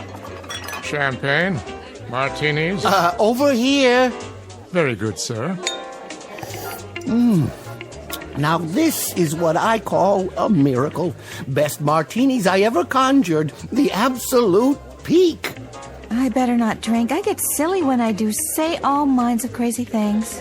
Come with me. If you think this is something, look in the other room. Where are we going?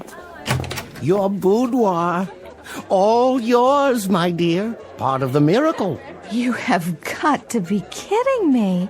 I've never even seen a round bed before, well, except in the movies. Is that satin on the walls? Want to try something? Now you wait a minute. No. Push the button there, on the wall. You mean there's a whole nother room full of clothes? That is your closet. No. It's bigger in my apartment. Oh, my darling Agnes, a perfectly stupendous party. I just told Wilfred that nobody in the world can throw a party like Agnes Grepp. You just ask him if I didn't say that. No one in the world, my dear. Wilfred, do you think you've had enough champagne? Wilfred, will you please not? Well? It's a blast, isn't it? Yeah. Real crazy. Time to mingle with your constituents, Agnes. Go on, get out there. If you say so, Mr. Cavender. Guess I can give it a try. Oh, darling. Agnes, you simply must tell me who designed that dress. Come over here and meet my friends from the club. Fabulous party if I do say so. The beverages, too. Absolutely fabulous.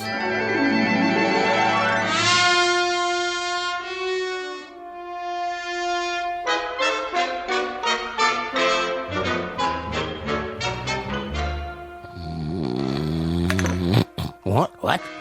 Oh, yes, the party. A real blast. A humdinger. Cavender, you have outdone yourself. What time is it? Early, sir. Where is everybody? They've all gone home, sir. Oh, and Miss Grepp, is she... She's gone on an errand, sir. You're the last one in the penthouse. Oh, did she say where? Something very pressing, I should say. Would you care for a continental breakfast, sir? A Bloody Mary? Agnes!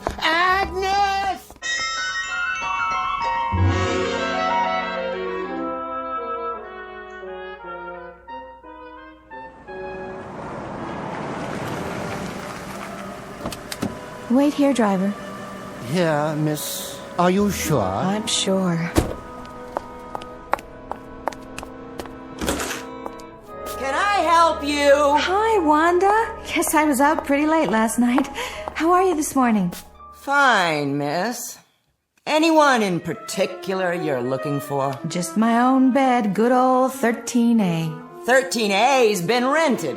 It has? To a nice couple. You a friend of theirs? Hi, Joe. Gonna get the morning paper, huh? Yeah, so? So I just thought I'd say hello. What's with the fur coat, sister? You slumming? Joe.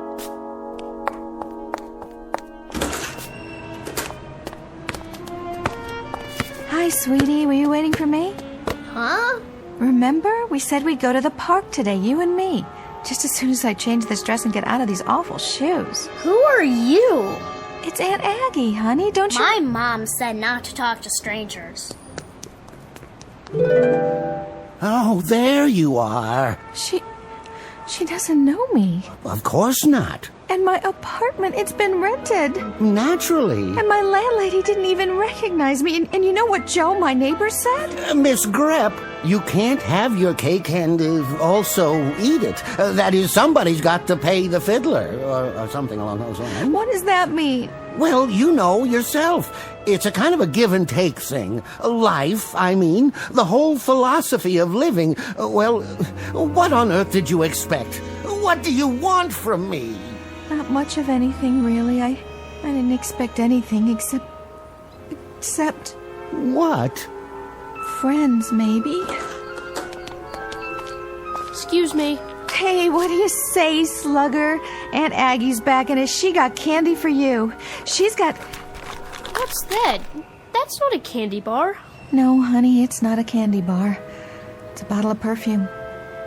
Costs $100 an ounce. Big deal, huh? You know what? I wish it were a chocolate bar.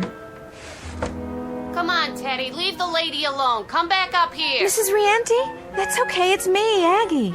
Come on back for your breakfast. I told you don't bother the lady. Mrs. Rienti, it's Aggie. Don't let this sable coat throw you. Driver, take the lady back to the Savoy Arms. Yes, sir. No, not the Savoy Arms. How's that? No more Park Avenue and 58th. I don't want to go back there. I want to stay here. Why, I'll never win my wings now. I'll be drummed out. I'll be reclassified. Didn't we have a wonderful time? Don't you have everything you want? Mr. Cavender, you want to make me the happiest girl in the world? Then knock it off with the Park Avenue penthouse, the sable, the whole bit. I want it the way it was. The way it was? Unstable, unresolved, and unemployed? Disconnected, discombobulated, and behind in my rent. But that's for me. That and bowling, babysitting, and potato pancakes. How about it, Mr. Cavender? All right, Miss Grepp, but I think you're making an awful mistake. I tried. God knows I tried. Can you hear me up there? You can't take that away from me. What do you say, Egg? Top of the morning, Joe.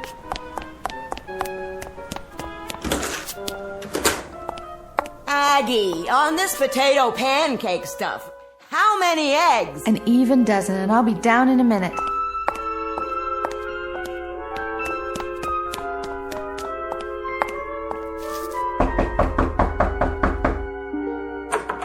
Hi, Egg. Hi, Mrs. Rienti. I hope you don't mind. I brought something for the kids. Hi, Aggie. Here you go.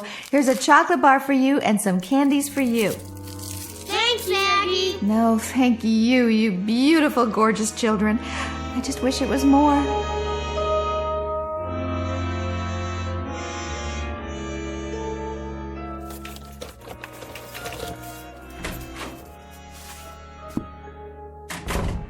Mr. Cavender, can you hear me? Yes. Oh, I sure am glad you're here. Because I wanted to say thanks a whole bunch. It was wonderful knowing you. Wonderful knowing you, Miss Grepp. Excuse me, what's that, Chief? Yes, sir. I'll be there right away.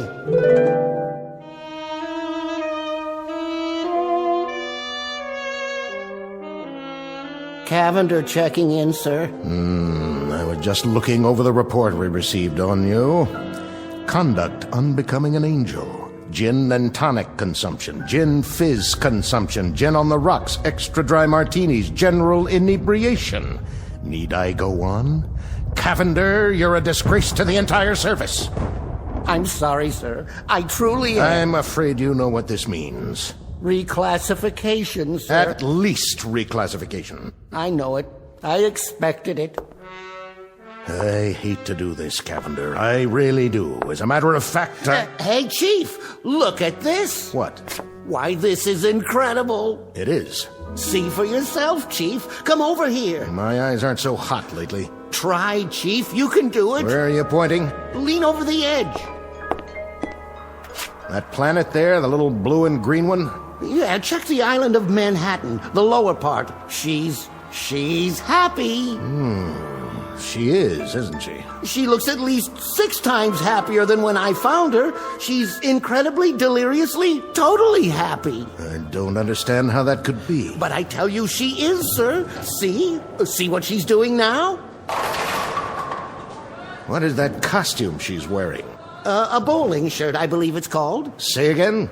Bowling, sir. She bowls every Thursday night. Fascinating. And is she supposed to keep her finger in the ball after it starts rolling down the lane? Ooh, no, sir. She still hasn't quite got the hang of it. I do hope she didn't hurt herself. Well, Cavender, it seems I may have been premature in my judgment. Oh? After all, your assignment was to make her happy, and that's precisely the way she is now, so... Well, there seems to be very little left to do, except... Go on, sir. I'm all ears. I noticed. I think under the circumstances, Cavender, since you've done so very well with this subject... Yes? Well, it occurs to me that there are other deserving subjects down there who may require a little angelic assistance from time to time. Oh, definitely. No doubt. Each of them could be your personal project, so to speak. How would you like that? And my wings, sir? We'll reopen that issue later on. But for the moment, we'll start a dossier on the people you'll be assigned to. In a strange way, I feel rather sorry for them. Cavender? Cavender, are you listening?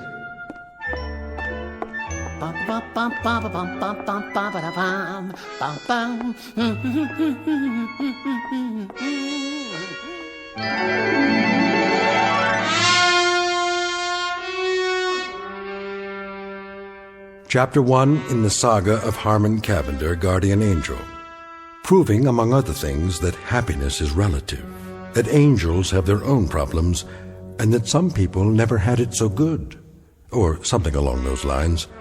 Tonight's excursion into the Never Never Land known as the Twilight Zone.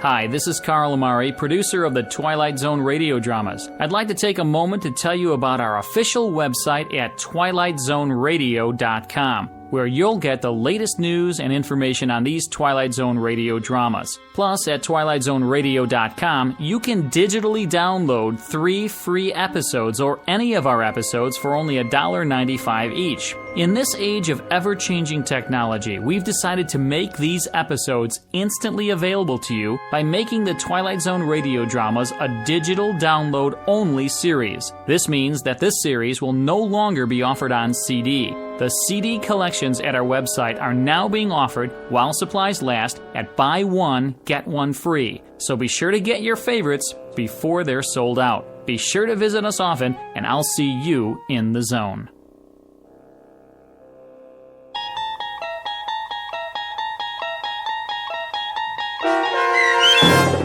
Cavender is Coming, starring Andrea Evans with Stacy Keach as your narrator, was adapted for radio by Dennis Etchison and based on a script by Rod Serling. Heard in the cast were Richard Hensel, Roderick Peoples, Doug James, Peter DeFaria, Linda Reiter, Maggie Carney, Martin Hughes, Lauren Patton, David Darlow, Maria Stevens, and Meg Falcon. To learn more about the Twilight Zone radio dramas and to obtain audio cassettes and CDs of these programs, visit our website at twilightzoneradio.com. This copyrighted radio series is produced and directed by Carl Amari and Roger Wolski for Falcon Picture Group. Doug James speaking.